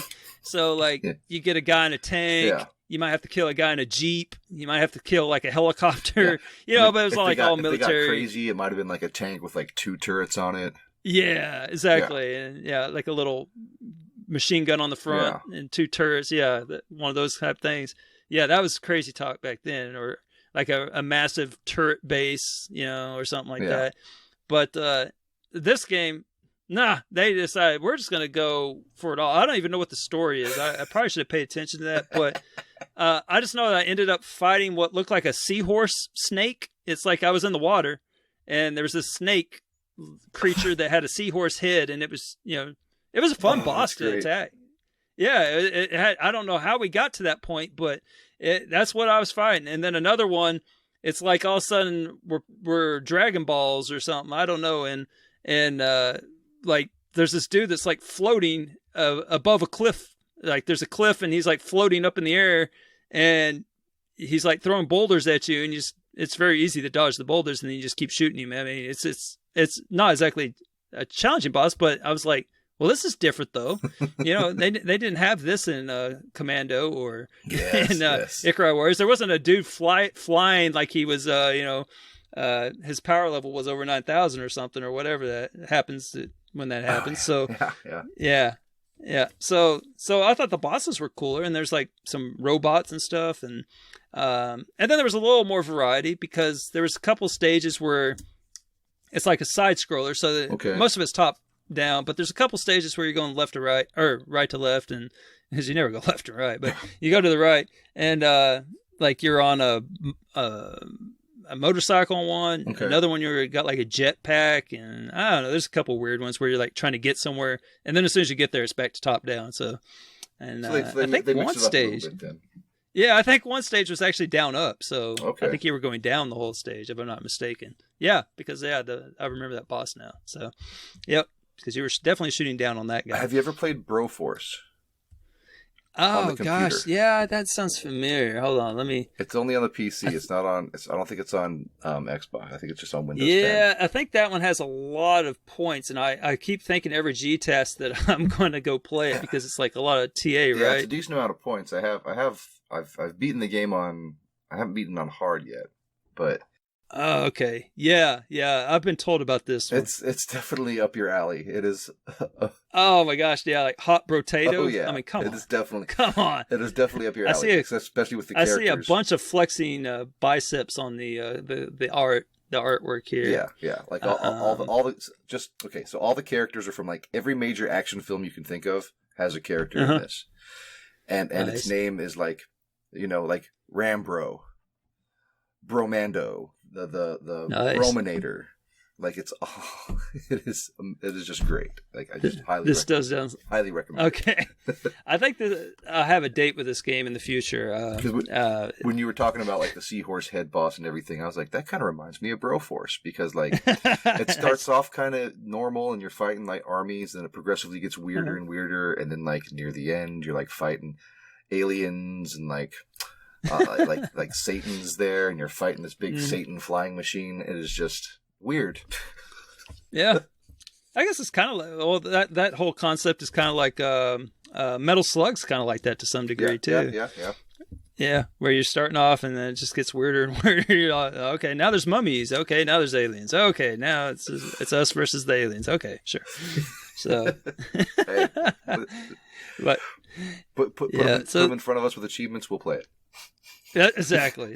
I like the Metal Slug series. They're a lot of fun, man. The side shooters. But yeah, so I did have a couple worse. The worst was the alt weapon, and then Thunderflash is not as good as the one in Commando or Ikari Warriors, because like your alt weapon, I don't know, maybe I only used one character. I didn't use I used the white guy.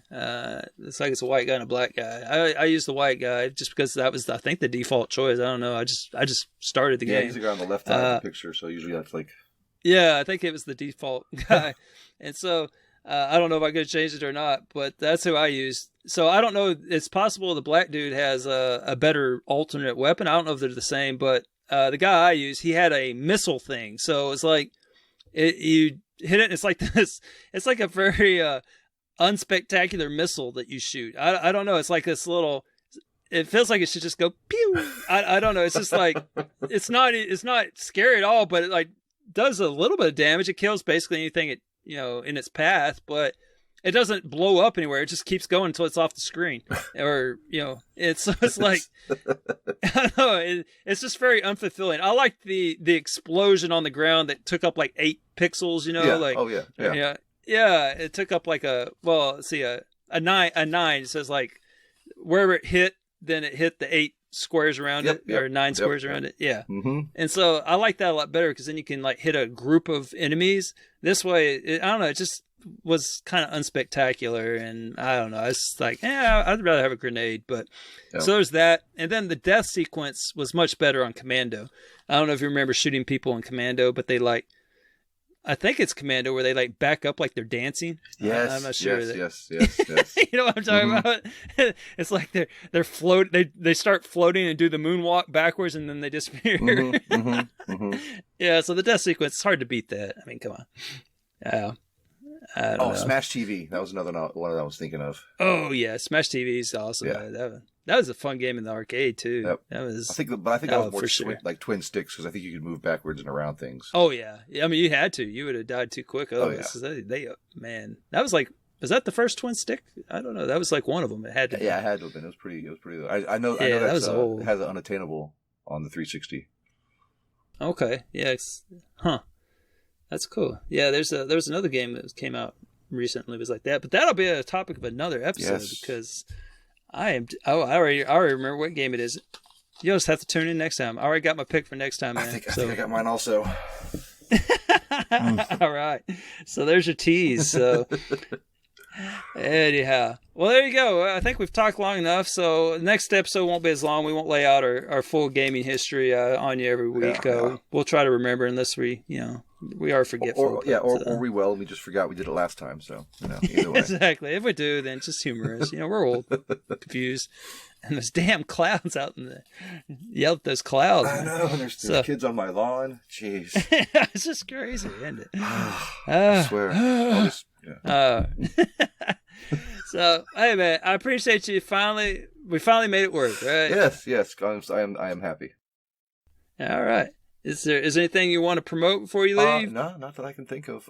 Just go Empire. It's the Empire versus the Rebels in the AH 101 right now. So I'm on the. On the it is side. Insane. This is not normal gaming activity by all parties involved. Yeah. I mean, I can't wait to see the final numbers on this thing. Yeah. I mean, we were in the hole, I think, 50,000 or so, 70,000. Just 50,000 games. That's all. Yeah. Shoot. Yeah. So yeah, keep your eye on that. That'll be fun, and so enjoy the rest of your May, May festivities. Yep. Appreciate you being on thematic. All thematic on me today. Put my daughter in a Star Wars t-shirt on her way to daycare today, so she was celebrating. Nice. Fantastic.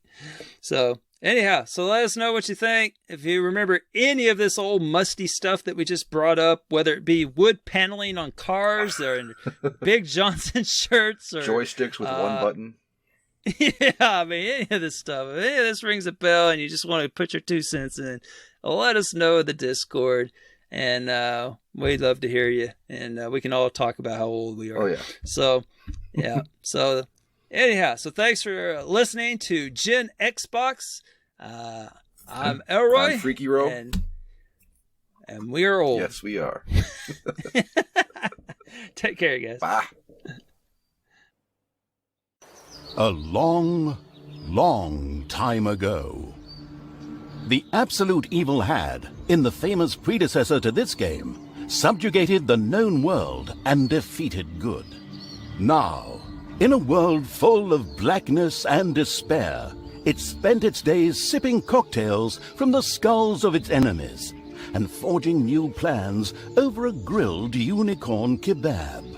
Hello, I'm Wakapeil, and today I've got things to say about the current Games with Gold offering Dungeons 3. Dungeons 3 has 60 achievements worth 1000 gamerscore, currently worth 3600 TA. The game is a real-time strategy mixing Dungeon Keeper and old-school Warcraft with mixed results. At first glance, the game can easily be confused with a new Dungeon Keeper. The tutorial even jokes about being sued due to the similarities. But while you rule the underworld, your objectives are found on the surface, which you frequently toggle between back and forth. Each level has you construct a dungeon, which you have to defend from invading heroes, then build up an army of minions large enough to go out on the offensive on the surface. The player takes the role of the Dungeon Lord, but the story revolves around the Dark Elf Talia, rebelling against her paladin foster father, after the Dungeon Lord magically splits Talia's personality.